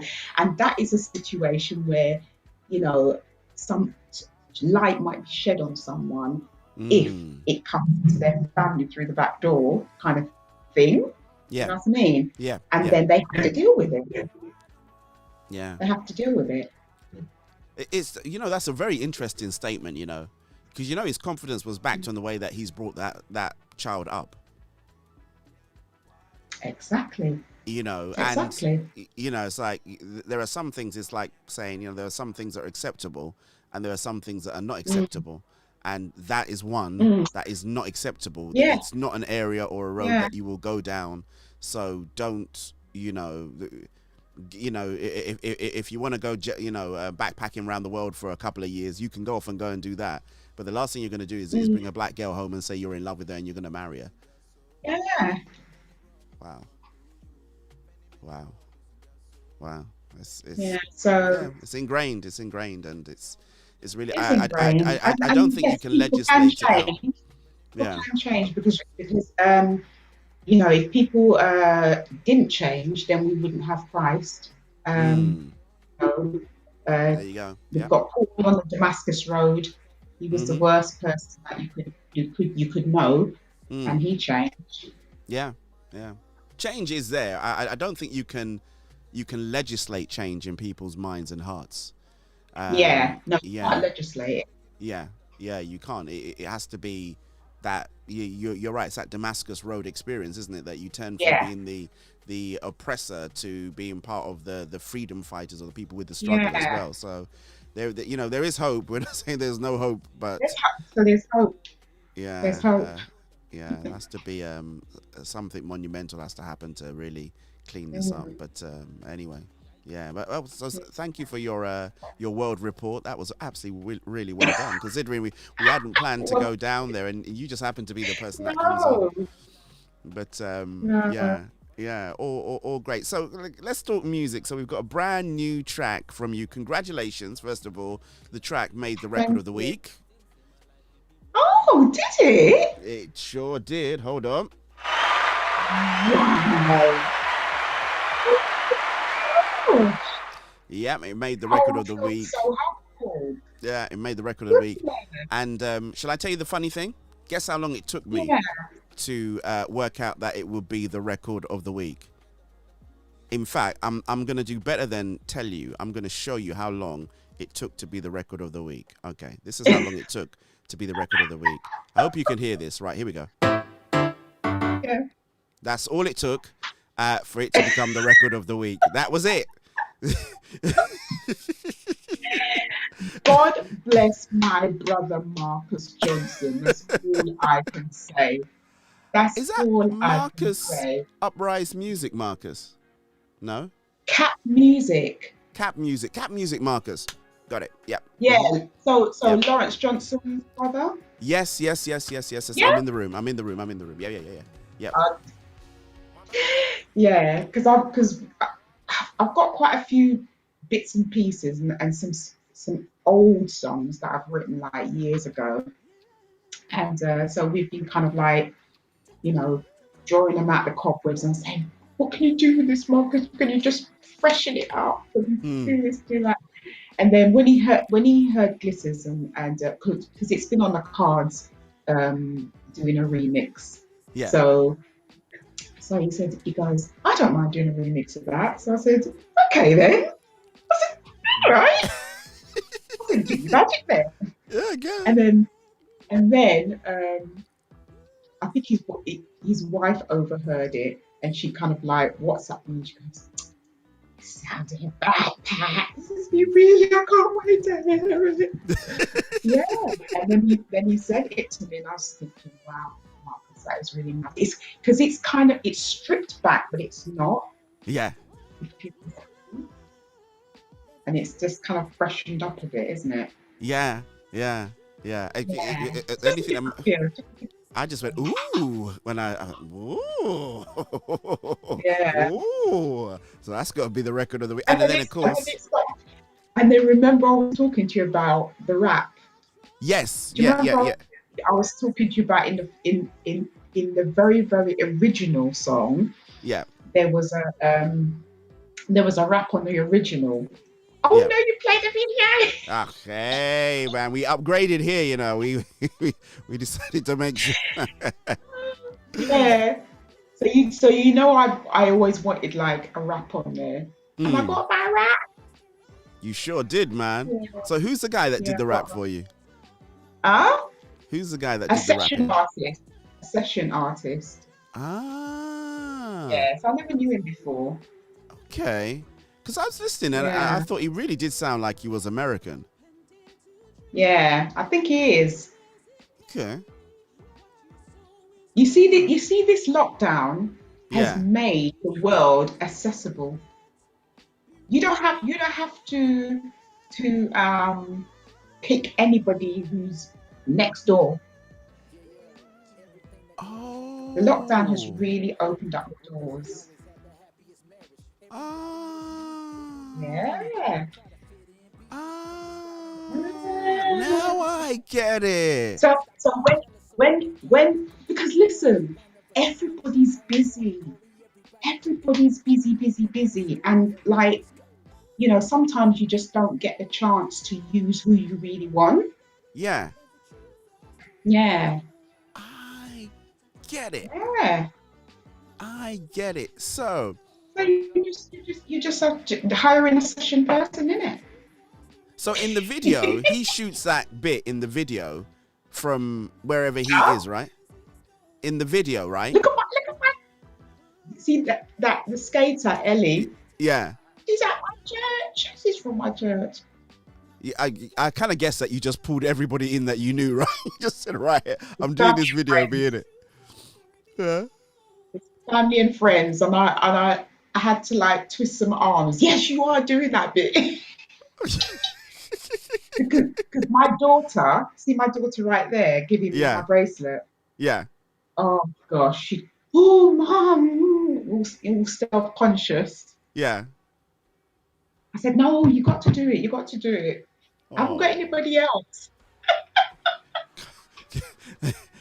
Family's always a good way to get them in, you know, because you don't have to really pay them, do you? You say, the love that I gave you. I brought you into this world. I give you everything. Everything that you've needed, you know. For 9 months, I carried you, you know. The least you could do is appear on this. So I was saying, right, so on the video, but you're together with him. Is that him in the video? Is that someone else just filling in his part? No. Ah. Okay. Why are you letting out all my secrets? Sorry. You know, I can't help talking.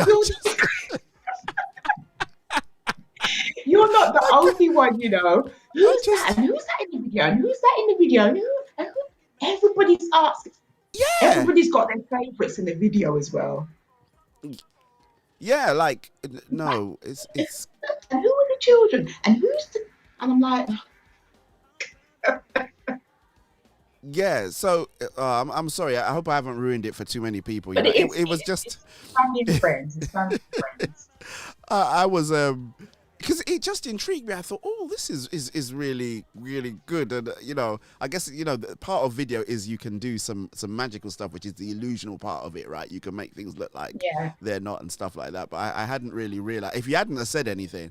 Right, no, not you're going to come here and go, no, actually, that was so anyway, sorry. Yeah, sorry. So just ruin the video, and I was like, oh, God, DJ Val, man. Not going to have her back on again. She's going to say, no, he ruins everything wherever he goes. But tell us a little bit about the track. There's you know, we obviously know it's post-lockdown, so it does have that kind of like a lovely feel-good track. But there's also a mental health aspect that you were covering in the track as well. Tell us a bit about that. Yeah. You know what? When I was thinking about the track and the words that I wrote and everything, not all that it glitters is gold, it just brought me back to my my life and all the different challenges that have taken place. And, you know, people do look at you and they think that, oh gosh, she's got a great life. She's got husband, good marriage, kids, the car, the house, the this, the that, you know, but people actually don't know, you know, challenges that you face or that anybody faces, really. And that everybody has their not big moments, you know. And, you know, there are a lot of people that suffer or who have challenges, you know, through their life. And you see the outward appearance of everything. So, for instance, Harry and Meghan, you know. Okay. Tina Turner and Ike. Who else can I call on? Even recently, our dear friend who was caught with foul mouthing on. You remember the incident recently? I don't want to call his name. KF, the initials. Come on, I'm gonna let you guess now. You put me on the spot. Hold on. Should put a clock, ticking clock somewhere in there. So DK. Foul mouthing, using foul language. I'm gonna say yes, but I don't know who the person is. Is it American? One of our Christian artists. He's massive. Oh yes. Okay, yeah. Well, that was a whole thing, wasn't it? There was a whole other thing around. Big thing. Yeah. That was a whole big thing. Yep. But what I'm trying to say is, we look at things at the outside and think everything is fine. Oh wow, there's such this. Oh God, look, and we admire all of that, but we actually don't know what's going on the inside for people. Very Do you know what I mean? Very true. And not all that glitters is gold. We all have our nat gig moments, So you saw that, right, Clue? You saw that come up on the screen.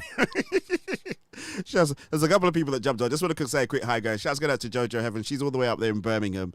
God bless you, Jojo, as you jump on. Hazel Ann is on, as well as a few other people as well. They tend to hide behind this privacy glass on YouTube, so it's fine. Shouts going out to Gary Revelation Dixon, who I'm sure you've come across somewhere in your musical career, because he seems to know absolutely everybody at the moment. So shouts going out to you guys for coming on. But yeah, so do you think that part of that issue is that people just really want to believe that you are 100 and you are all right, and it's a place that they can wish that they want to be, ascribe to be?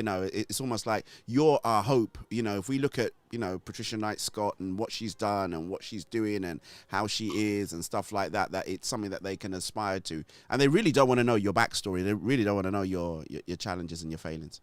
And that's it, and it's not just me. The song tells a story of anybody in that position.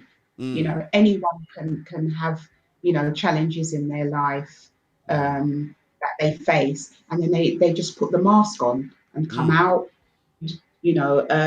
A lot of times, this is what I would like to say to people, is that when you look at somebody who looks really, really strong, please don't forget to find out how they are, or give them a little word of encouragement, because sometimes that person that is strong and is always there for you or always there for everybody has their moments where they're literally behind closed doors.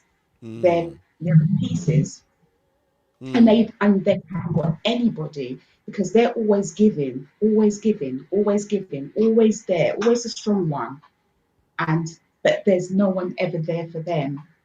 And sometimes we do have to, look at those people, but actually just say to them, so how's things going with you? How, you'd be surprised. You'd be surprised what they say. But some are proud and will not say. But if you dig a little bit, you will find out that things are maybe not 100%. I've had people in my life who were really, really strong, or they're the strong one in a family. You always get the ones in a family that are always have it together, always got it together. Yeah. And then something comes and just knocks them for six, and then you think, how comes that knock you for six? Because there's been a build-up. It's called the iceberg effect. Sometimes there's things going on underneath there, and then all of a sudden it just comes from nowhere, like a volcano, and you think to yourself, oh gosh, how comes they've reacted like that? It's because it's been bubbling for a while.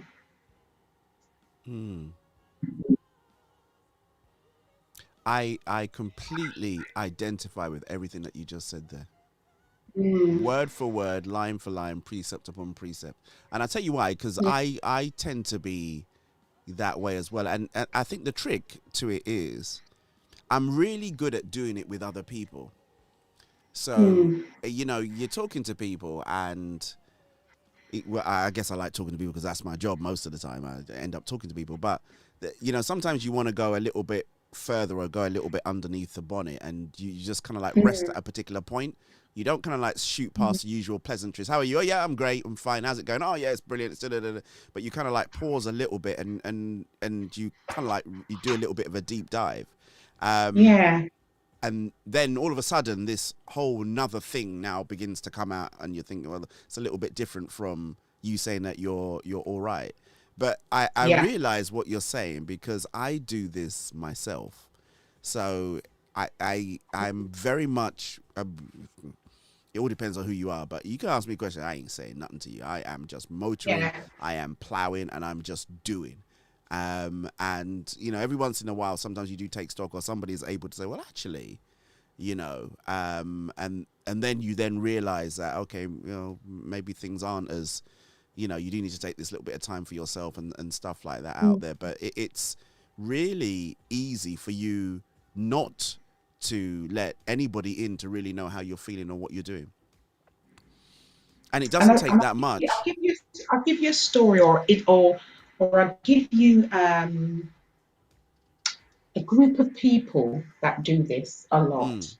Worship leaders. Worship leaders, they are in front. They are the strong ones. They're the ones that they plow behind in the background. They feed into what they're doing, because they want to give. They want to lead people, you know, in the Holy Spirit. They want to kind of like, you know, lead the congregation and let the congregation experience that wealth and that goodness in God. Yeah.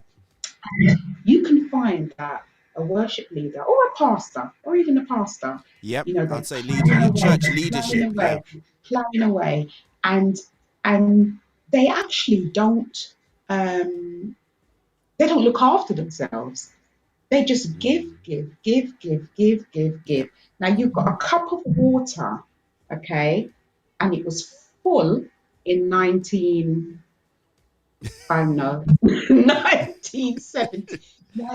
Careful.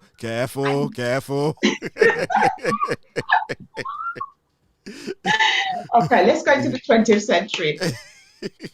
So they were full in 2016, okay? Yeah. And give and give.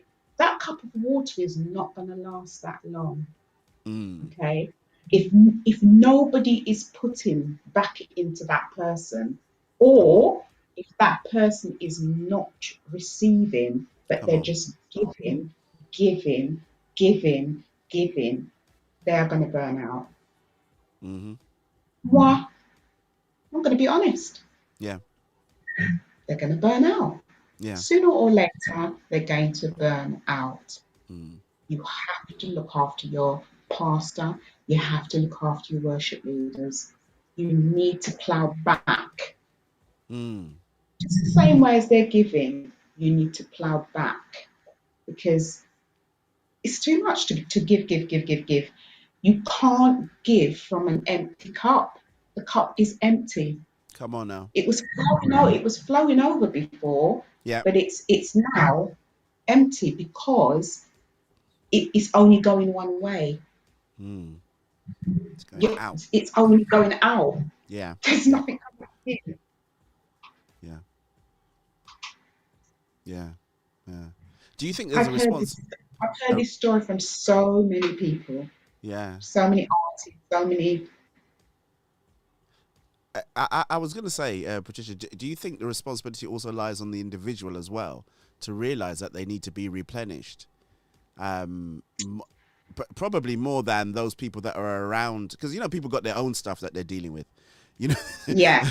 And it's like, oh, you know, I say to Patricia, you know, long time, you know, couple of, you know, decent EPs out, remixes out, but what's really happening under there? Then you go, well, DJ Val, interesting, you should up, and then you just let off.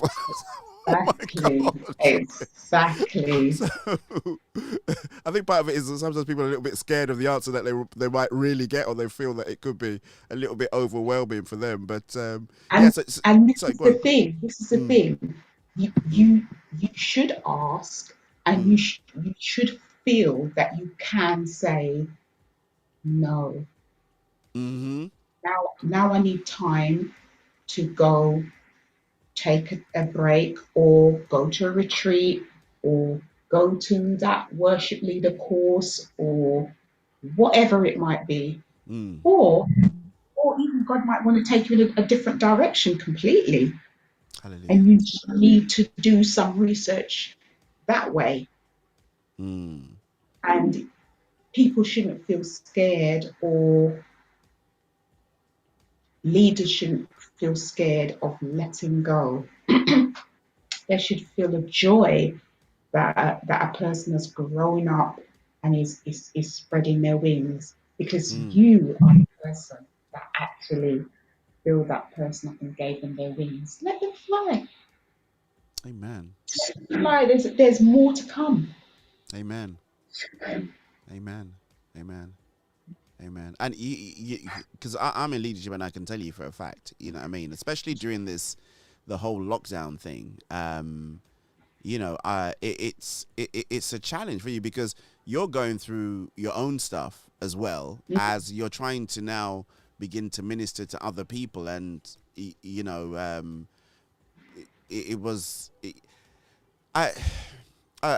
I think things are different for different people. I'm kind of all right adjusted to particular things. I have my failings, don't get me wrong, but it was interesting because I lost my dad earlier on this year, and even with that, it's some people never met my dad. Some people didn't know my dad had passed away, and there's still a responsibility when they're lost or they're bereaved. They still want you to be in that place for them as well. And you know, it is that very fine juggling act that we do as believers. But I think if you don't at some point take yourself out of the game, I think some of the problem is, Patricia, and I'm speaking from my point of view, is I think sometimes we have a bit of a God complex ourselves. We feel that unless we're doing it, that it's not going to get done. And that means that we need to stay at the plow all the time and not realize that we need to go off, get a bite to eat, have some water, revive ourselves, and then come back. The field will still remain there. And because it's God's work, right? Yeah. Because it's God's work. It's God's work. It will still be there. It will still keep going. Life will keep going. Yeah. And you know what? If you're out there and you're listening, right, that is just regardless. You know, I've been in companies. Okay, let's put it in terms that maybe people understand. You know, I've worked in jobs that I felt that I was almost indispensable. You know, you feel like, you know, every 10 seconds somebody is coming to you. Val, what do you think? What's the direction? What's this? What's that? What, you're going up, you're going down. Whether you're having a good time or a bad time, you are pivotal to everything that happens there. And you almost feel that, you know, sometimes you don't want to take, you know, a day off. You know, I discipline myself to, you know, when I finished work, I finished work. Before, I would be working at weekends and all kinds of craziness, you know, because I felt, you know, that's what you do. But, you know, the minute that you're not there, or, you know, you leave or you move on. In my case, I got made redundant about 2.5, 3 years ago. You know, the business still continues without you. You know, it's like you're thinking like, wow, so all this time, actually, maybe I might have been better, you know, just kind of like reining it in a little bit and using my energy for other things as well. But, and you know, it's almost the same with in Christendom. And, you know, if you are, you know, at a position and you're at the front, you know, almost God forbid that you say, well, actually, you know, I'm going to go away for you know, a couple of months to go and, you know, refuel the tank. They almost feel that you backslid, you know. So he's fallen by the way. Oh, what happened to him? We haven't seen him around.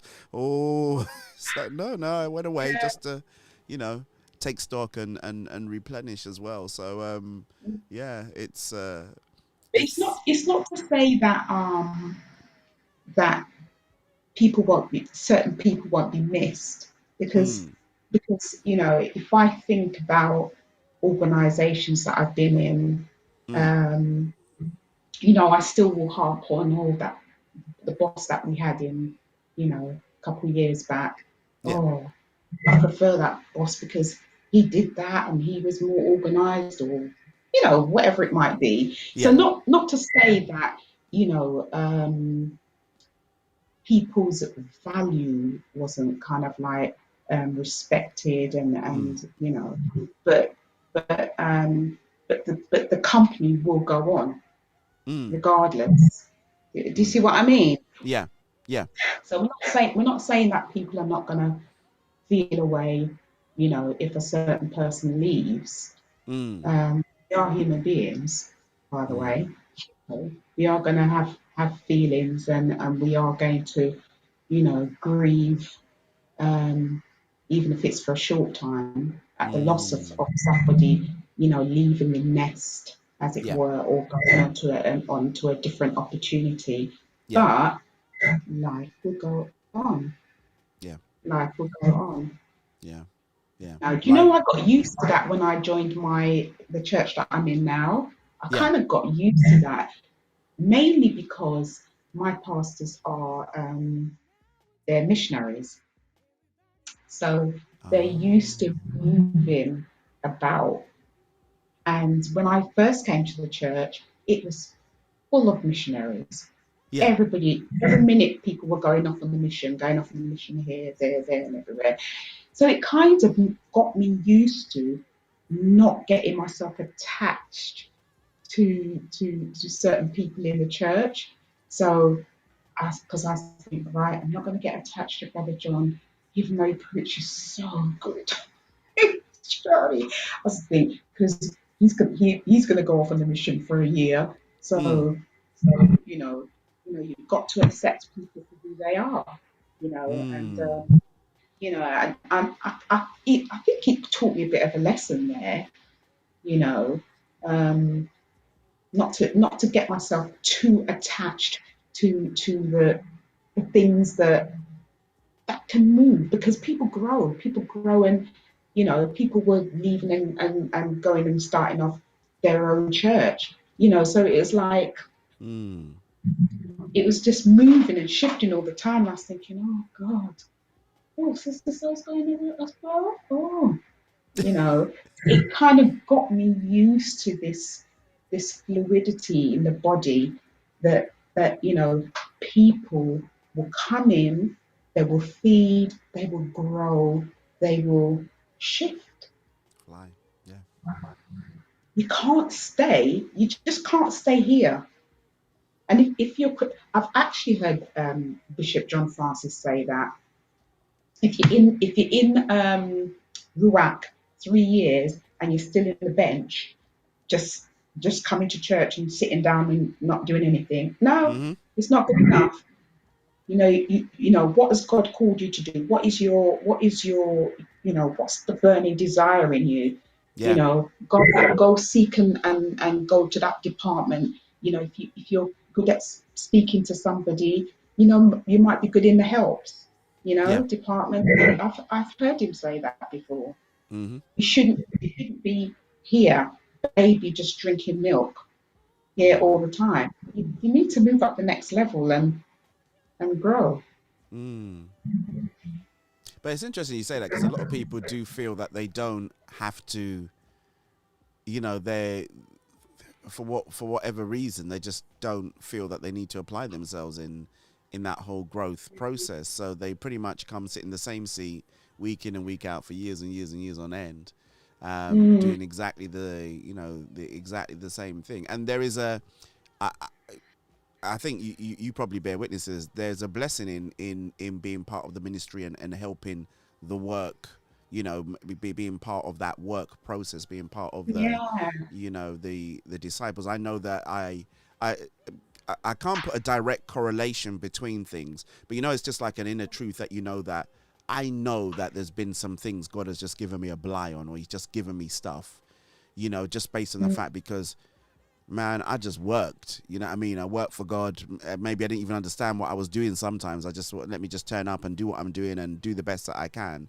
And he sees the intention of your heart, and I believe that allows him to bless you in a very unique way or specific way, that for what you need. And I'm not saying God doesn't bless people that sit on the bench and don't do nothing, you know. I'm not saying that.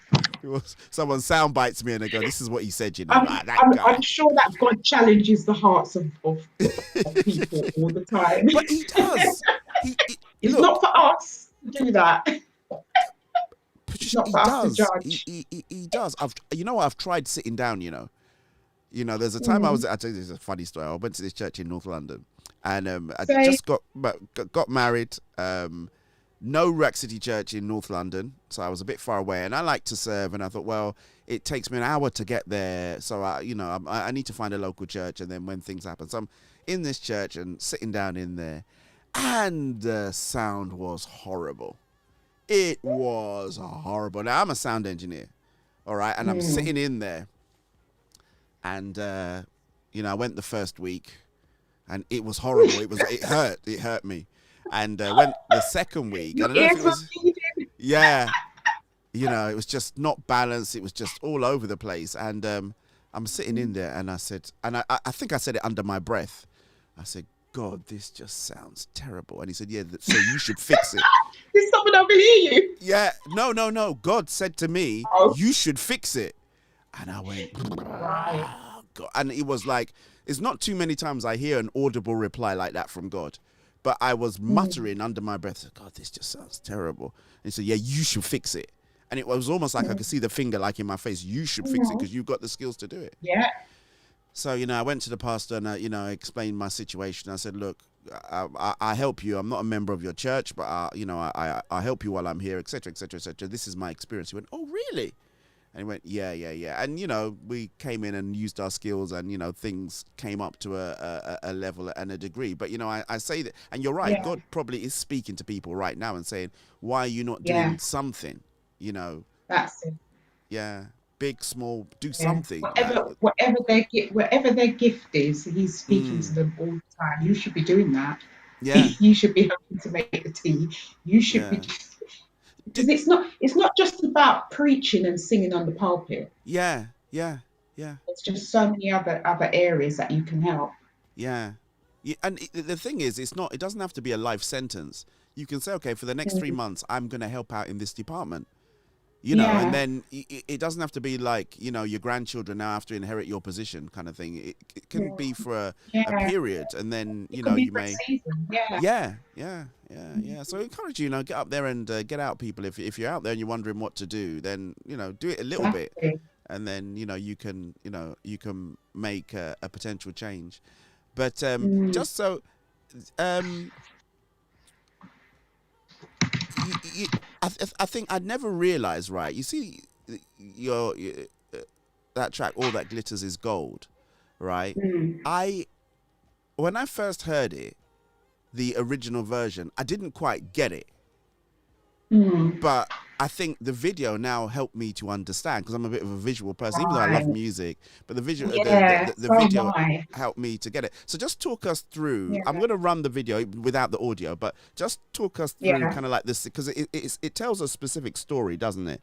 Yes. Yeah. So just run us through that, and then So basically, the song originated from me wearing a bracelet on stage during worship, and my dear friend Emma O'Connor looked at the bracelet. It was a lovely Diamante bracelet, and she said to me, "Wow!" She goes, "Oh, that bracelet is nice. You can give me a wear of it." So I said to her, "Not all that glitters is gold." Come on. So she goes, "There's a message in that." So basically, she doesn't know that I never ever wear the bracelet very often, because every time I wore it, it snagged my clothes and damaged my clothes. So as beautiful as it was just a nightmare wearing it. Yeah. So she said to me, "There's a message in that, Pat. You need to write it." So I said, "I'm not no preacher." And she looked at me sternly, because she's a seer, and she said, "No, write that message." And that is how the actual line of the song or title of the song came about. Wow. So I'm showing that in the video with the bracelet. Yeah. And how it snagged my clothes and I was late for the party, and I was like, ah. And then my daughter had a bracelet that she was going to give me for my birthday, so she came and gave it to me, and replaced the one that always snagged my clothes. And that's Ellie, my church sister, skating, trying to skate, learning to skate, and had to try several times, falling down, picking herself up. Yeah. Okay, yeah. So in the video, I can see that it breaks, right? The bracelet breaks or something like that, and then your daughter gets you a new one. Yeah. See, so now I completely get it now. When I because that phrase, all that glitters is not gold. I don't know the origin, whether or not you looked up the origin of that statement at all, because you know how English language is. It's just a saying, but well, I kind of like the scriptural verses in the bridge where I say dare to hope and dare to dream, make life as good as it can be. What you sow is what you reap. Yeah, so that's the scriptural part. You know, we need to remember, I said to you, we need to sow the right things. Yeah. You know, and then we will reap what we sow. And sometimes life throws curveballs, but still, it's how we deal with those curveballs. You know. Yeah. The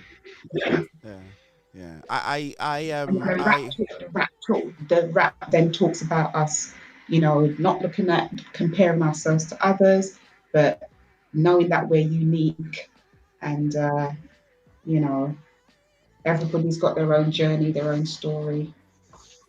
Yeah. So, did you write the rap, or did the rapper write the rap? Okay, so I just wrote down all my thoughts to the rapper, and then he captured it in the rap. Yeah. Huh. So you kind of like gave him the points, and then he just put it together. I wrote like a dissertation, and he kind of like he was absolutely brilliant, honest to God. Because how he captured everything just like that in one bar. I think it's eight bars of the song. Yeah, because it wasn't long. It wasn't long, and he captured everything. Wow. And the original rap talks about Meghan and Harry, but I said to him, you can't use Meghan and Harry's name because I'll get done. It might cause a little too much attention, if you know what I mean. Yes. Exactly. There's a little bit too much attention, and we don't want anything that would do. Talking about marriage, we had their names in there, and then I said no, we can't, because I was bringing reference to the different marriages, like Tina Turner, like I said to you, Turner and Meghan and Harry, and all the different celebrity marriages that are out there. They look so great, and then next minute, you know, it all falls apart. But it's I think we do like to look on the outward appearance, don't we? While God always sees the heart. Yeah, God always sees the heart. Okay, so you see this, so I wasn't planning to do this, right? And then I thought about this track as well, and there's a poem I know, right, that talks about all that glitters is not gold, right? So I don't know if you include it in another remix, but I am gonna do this poem for you right now, because I learned this when I was in school. Get one of those memory things. I don't know who wrote it. It's not mine, but it was a and I've even tried to Google search it, and I still can't find. You know, I've tried to put in the words somewhere. Yeah, I don't know who wrote it. It was a group of girls that were saying it in school, And I went, oh, that's really nice. I said, you know, I'd like to learn it. I'd like to learn it then. And, you know, they then taught me. And it stayed in my head probably for over 40 odd years. But it goes like this. It says, the road ahead, the path behind, the lonely ways we all must climb. The unmarked way, the thorny track, it's just enough to break your back. And just how far you have to go, you cannot tell, you just don't know. But keep a strong heart, brave each day, expecting that you're on the way to something better, something great, something that can compensate. In days of old, you have been told, all that glitters is not gold, but the best comes from the residue of what God or what life has in store for you. That was it. What? You need to send that to me. I will. And if it hasn't got an author, I can't plagiarize it. No, I have searched high and low to try and find out where it's come from. So for anyone out there that does know it, but I mean, the way they were saying it, I'm talking 40 odd years ago, right? There was no internet, there was no nothing, but they seem to know this, right? They seem to know this, and it was like, oh, you haven't heard of this? I went, no, I hadn't, you know, but I wasn't a reader. So yeah, I'll send it over to you. I'll get it typed up. I'll send it over to you so you can definitely. You can do with it as you will. Talking about poems, mm-hmm. In my journaling process, I wrote 3 very short poems. They weren't long. Yeah. Very, very short poems. I was thinking to myself, ooh, DJ Val has that section of his program. Yes, where he does. Mm-hmm. And I was thinking about you, you know. I was thinking, but it's not long. No, they don't have to be long. That's the beauty of it. Really short. It's probably half of a page. That seems quite long. But they don't need to be. They don't have to be.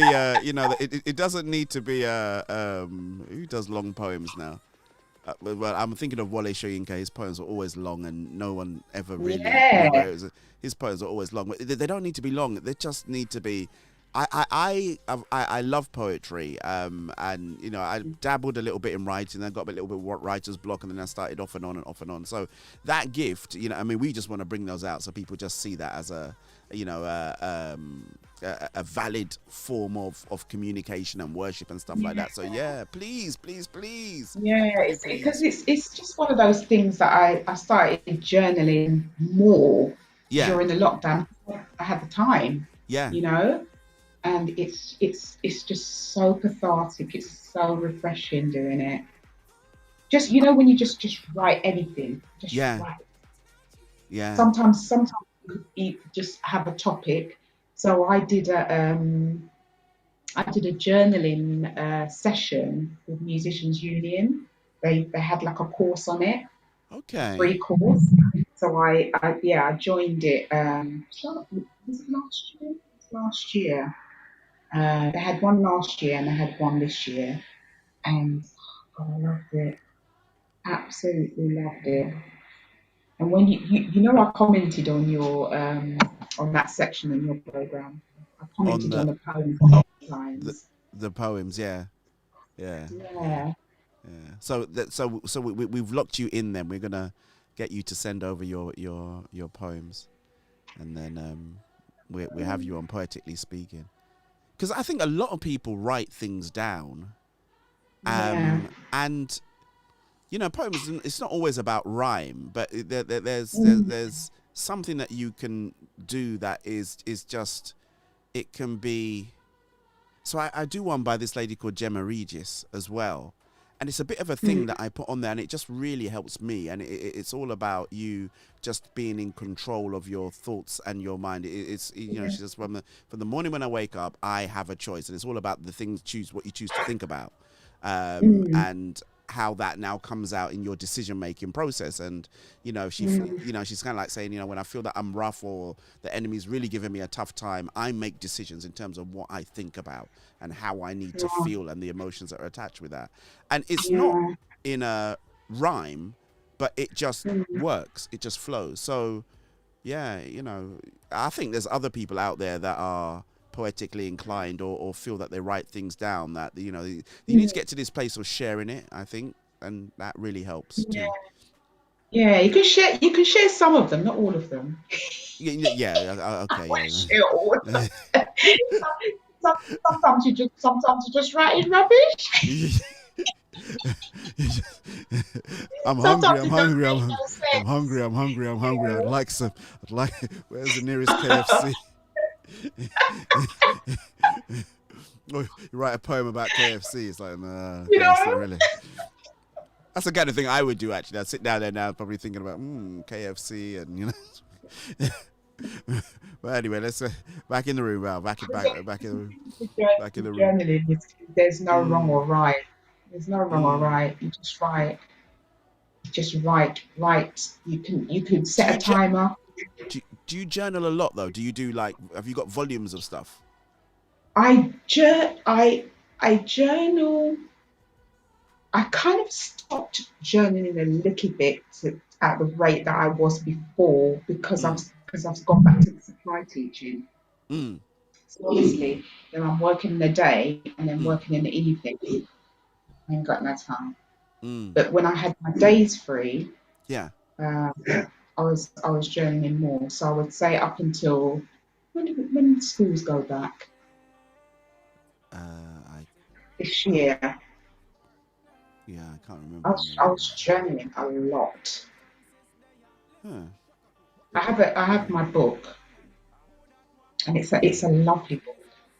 So I like going to it because it's a good quality journaling book. I don't like writing. I'll be honest with you. I have this thing about writing. I don't know. You don't like writing, don't you? Oh my gosh! I know, right? I have to do it, and I type okay and stuff like that as well. Yeah. I find there's a bit of disconnect when I'm typing. But when you say you don't like writing, journaling is different from writing. It's not like you're writing a book. You're just writing thoughts. It's like for instance, when you're in school and you were told to do a spider diagram, and you've got your topic in the middle, and then there's no wrong or right. So why wouldn't you like it? Because there's no wrong or right. There's no one saying to you, "Oh no, you can't put that. That's not right." It's your thoughts. It's wherever you're at that moment in time. You just and also with journaling, you don't have to write. You can do diagrams. You can doodle. There's no wrong or right way of doing it, and that is the lovely thing about it.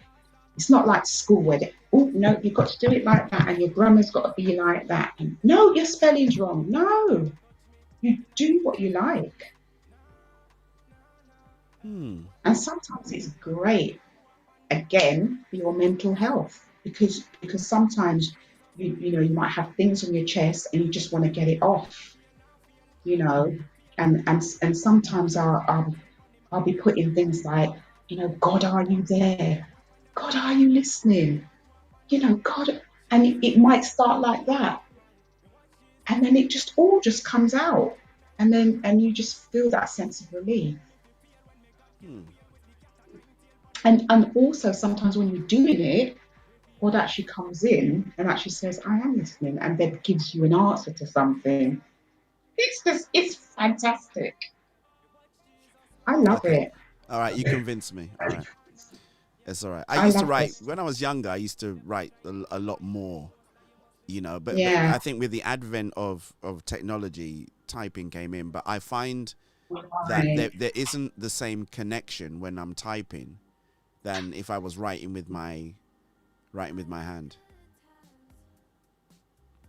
So what are you saying, that you have a better connection typing or writing? No, I have a better connection when I'm writing. If I type, I feel disconnected from what it is you do dissertations, you do stuff for school and all that kind of stuff. Yeah, cool. But when it's a more personal, personal thing, I think writing with my hand is a bit more of a, because I don't have to think so much, even though God, this is all about me typing. This is not what it's supposed to be about. But maybe someone else has this same thing. So maybe it's good that we talk about it Yeah. for a little bit. But I when I write, I feel more connected with the subject than when I type. Because I think writing is the natural thing first of all, and then typing is not a natural thing, even though I do it more than ever. So that is part of it as well. And you're right. So nobody's really judging the spelling and the grammar and all that stuff. And I'm horrendous at spelling and grammar. I can spell, you know how many times I had to check to make sure I got your name right. You don't understand how many times, especially the Patricia. People don't say Patricia; they say Patricia. They leave the I out. So they don't put CIA; they put CA, Patricia. You see. So Yeah, this is why. So this is why, and I look at things and see, I could look and I spelt your name wrong. Right? I haven't spelled it wrong, but I'm just saying. And I'd look and I'd think. Perfect. That looks right, and I've spelled it wrong, and then I will go away like about maybe 30 minutes, come back and look again, go, oh, that's wrong though. I mean, you didn't put the I in the right place, or the T is round the wrong way. So I think that sometimes kind of like used to discourage me a bit in my head, like, oh God, I'm gonna write it, and then then on the computer you've got a spell checker that makes you look clever, even though maybe you're not sometimes. So it's just I've invested in programs. I've invested in programs that clean up my grammar to make sure that when I send emails and things that I don't miss off stuff. That's good. Yeah, it's good, but it's almost like that's my safety net. So I feel when I don't have that on, anyway, I think enough said about that, DJ Val. Well, you know what? Each to their own. If you need that help, you have that help. Yeah. I'm gonna try journaling now. I don't think anyone should judge you for that. Yeah, I think I judge myself more than anybody else, but I'm gonna give it a go. I think God was speaking there, so I am gonna give it a go and start writing again. So give it a go, because it's also a time when you can switch off. You switch off, because us as human beings, we're on the go all the time. Our brain is. As soon as you get up in the morning, you want to meditate. I find, sometimes if I've got a lot on, and I'm getting into my meditation, then my brain's saying, remember to do that. Remember, blah, blah, blah. Yeah. And I'm like, So, when you're writing, I mean, the same things can happen, but not as much, I don't think. Not in my experience, anyway. No, you're really speaking God's heart. So I'm gonna pick that up again, and you can check up on me as well. So you can say, hey, have you started yet? So. Have you started yet? I will. I will. I'm live now, so I can't really get out of it. And sometimes that's what you need. You need to be publicly, put on the spot. Like you're gonna have to do it now. And I'll be honest with you. Sometimes I have to make the confession. Yes, which is good for the soul. I feel like I've been in a bit of a classroom with you today. Actually, it was like Sorry, I don't want to be like a teacher. No, but in a real good way. It's like I guess that's how your students feel. They come up to. Was that like a lesson? Because I feel like we really had a good time and we learned stuff as well. So I'm kind of like feeling like that now. So thank you so much. It's really been a blessing. It has really been a blessing as always. I do like talking to you as well. As I think we share a lot of same interests as well. So yeah, it does make the conversation easy, very very easy for me as well. Want to give a quick few shout outs to people that jumped on as well. I said Hazel Ann was on, Mr. Vimmel jumped on as well. That's a friend of mine all the way from North Wheezy representing. He actually's made a couple of decent comments. Sorry, Mr. Vimmel, I didn't get a chance to actually mention them, but he said, North Wheezy, everything is hunky-dory here, blah, blah, blah, blah, blah, blah, blah, blah, blah. I said, always the underlying issue. It's a matter of getting to the sweet spot that will open up a tiny can of worms. I think that's when we were talking about people not digging deep into how they feel. You know, it's the pleasantries like, oh, how are you? I'm fine, and then we just quickly move on.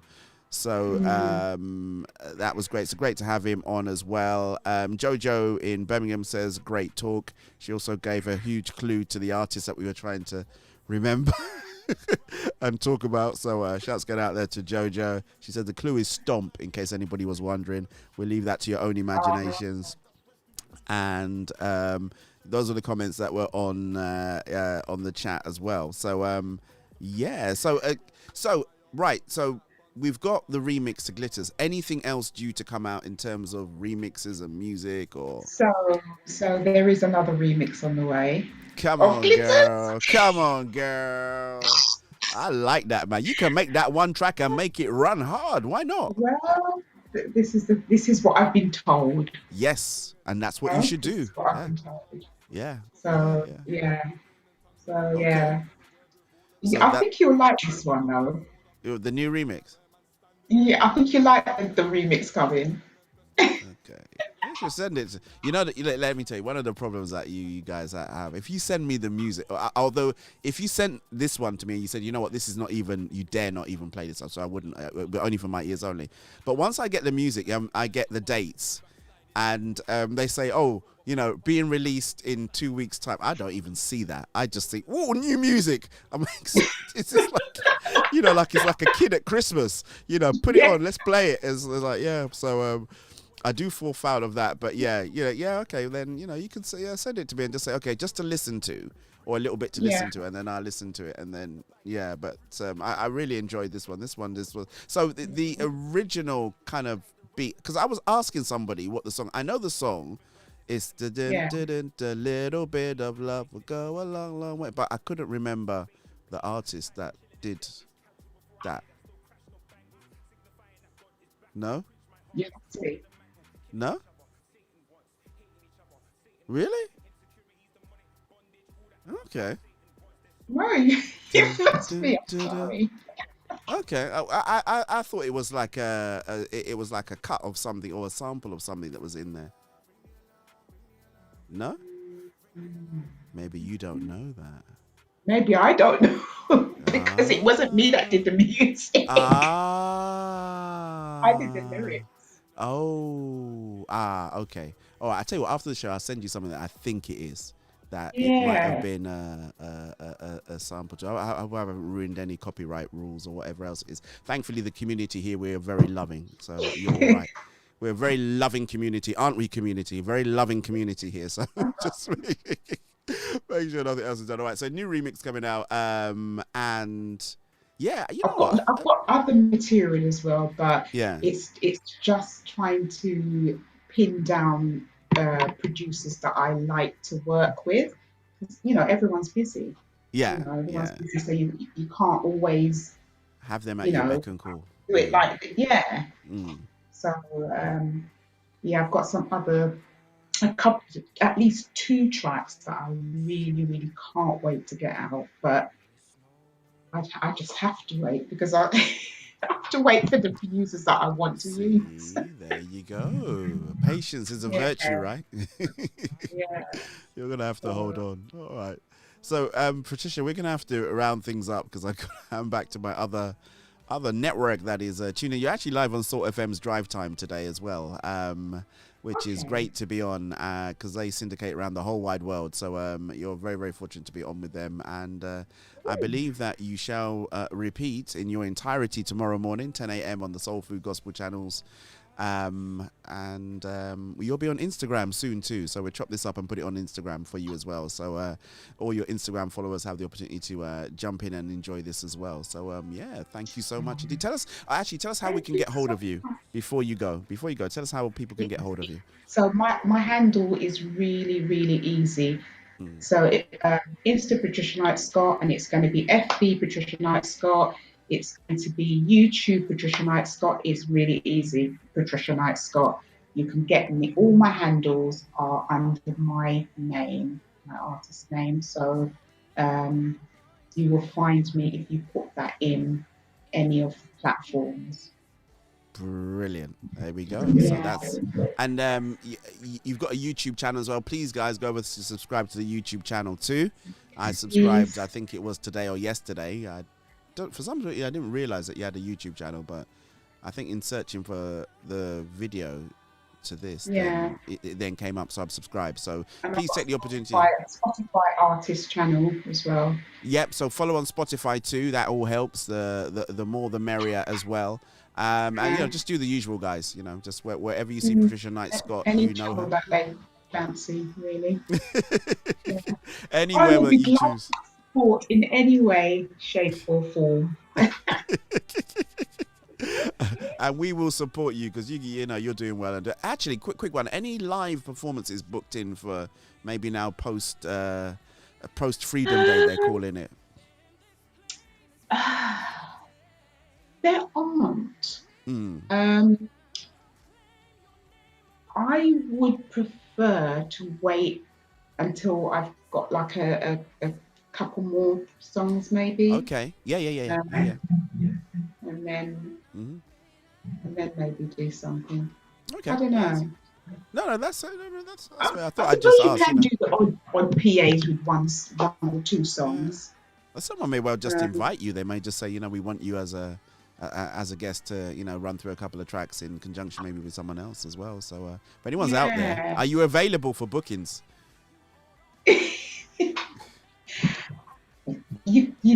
Go through my booking promoter. Okay, brilliant. Yeah. No, I'm not trying to be your agent. I'm just letting people know that if you are available for bookings, they need to reach out to you, right? Because they may be thinking that they're not, right? And they're, bookings is, it's a nice little form of income, hopefully. So So you can book her direct. Maybe they have a private event that they want you at. I hear that's all the rage now. They do these private kind of private public events for a select few, and then you get invited to perform on these. It's kind of like a really closed kind of like community thing. It might be like 400 or 500 people, but it's not open to the general public. So there's a lot of those that are going on. I found that out a few weeks ago. So you never know. So if anyone's out there that's involved in that, then have a word with Patricia Knight Scott, and have you on the stage there. Yeah, you never know. Yeah, you never know. But listen, Patricia, I'm going to have to let you go. I could talk to you all day, the truth is. Always go way over an hour. Isn't that an hour and a half? Yeah. I like talking to you, and you have this way about you. Have you ever considered being a presenter maybe on a show or something? Oh my gosh. No. You do all right, It is strange. I like talking to you. Yeah. But I don't like talking. I don't like public speaking. Because I just want to let go, and I want to if I feel like it. I don't want to be held back. Oh, okay. You can do that, Yeah, I suppose it depends on what forum, doesn't it? Yeah, it does. But I think you do well. I think guests would feel at ease with you, so you may well have a very unique way to be able to get different kind of like things out of people. So don't underestimate it. If you've got that gift, then talking to people. Okay, I'll receive it. You choose who you talk to. That's the good thing about this job. You choose, and I get great guys like you. So, thanks so much indeed to Black Douglas Media. Thank you so much indeed, Bim, for always being a great support to us here. So, he always ensures I get great people. So, I'm really grateful. Thank you so much. All right, shall I let you go? All right, you are going to have to go. I know. It's really... You have to go because you're busy. You've got things to do. So am I. Yeah. my lesson doesn't start just yet. I've got 15 minutes. Okay, 15 minutes. So you can grab a drink and then let me go have a drink. And yes, at least. Yeah. Patricia Knight Scott, thank you so much indeed. God bless you, and thank you for coming on the Soul Food Late Lunch Show. Thank you. Thank you. Take care. Bye-bye. Take care now. Bye. Oh my goodness gracious me! So we are, we did really great there with the time, didn't we? Team of everybody that's out there. But that was Patricia Knight Scott. She's got a brand new track out, Glitters. It is a remix, Cat Music remix. I am telling you, absolutely awesome track. We're gonna play that because it's the record of the week as well, so we're going to use that one to play us out. DJ Jide, I am so sorry. I know we have gone way over time. If you're still there with us, it's going to be great. Going to do the salvation call, and then I'm going to have to bring this one to an end. If you are out there, got to make this really quick because we've run out of time. If you are out there and you want to accept Jesus, please just repeat this prayer after me. Thank you, Lord, for loving me. Thank you, Lord, for dying on the cross for me. I believe that you are the Son of God and that you died and rose again to remove all of my sins, past, present, and future. I was a sinner, but now I want to be born again. Lord, send your Holy Spirit into my heart to help me to stop sinning. I have believed in my heart. I've made a confession out of my mouth, and upon my confession, in Jesus' name, I have been saved. Now, if I said that too fast, when the video ends, you can go back and you can play it again, and then you can say it. And if you do make that declaration, please go over to www.ruachcitychurch.org/new believer, which is you and a member of the discipleship care team, which is a dedicated team at Ruach City Church, is going to be there to look after you. But I do need to finish. I've got to say goodbye, and I will say this. Thank you so much indeed to my guest, Patricia Knight Scott. Thank you to everybody who joined from all around the whole wide world. Thank you so much indeed, Salt FM, for providing the bandwidth to make sure that we shed this word of God all abroad. If you do need to go out, of course, if you do need to stay at home, stay at home. If you do need to go out, be safe. But most importantly, do not lose your faith in Christ Jesus. Going to sign out with this one, All That Glitters Is Not Gold, our record of the week by PKS, Patricia Knight Scott. The Soul Food Show, record of the week.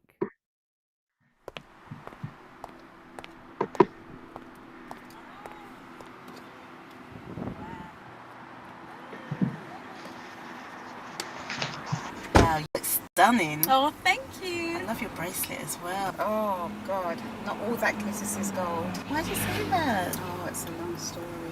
Okay.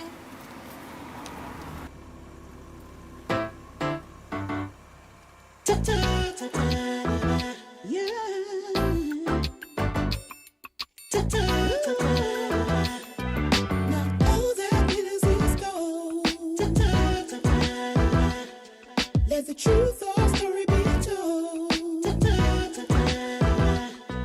Now all that glitters is gold.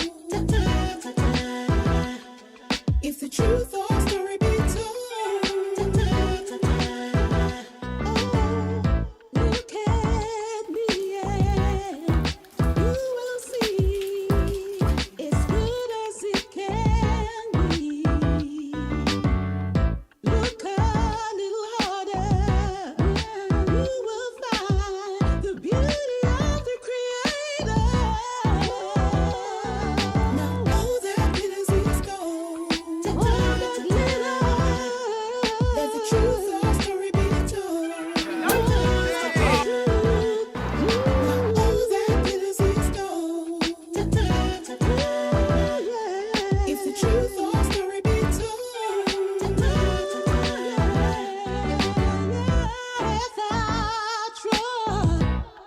It wasn't easy. Took a number of tries. All you see is all that glitters. You never saw the light. Now all that glitters is gold. Let the truth of our story be told. Let the truth be told. Now all that glitters is gold. Let all that glitters. If the truth of our story be told. Dare to hope and dare to dream. Make life as good as it can be. What you sow is what you reap. What you see is what you get. Be real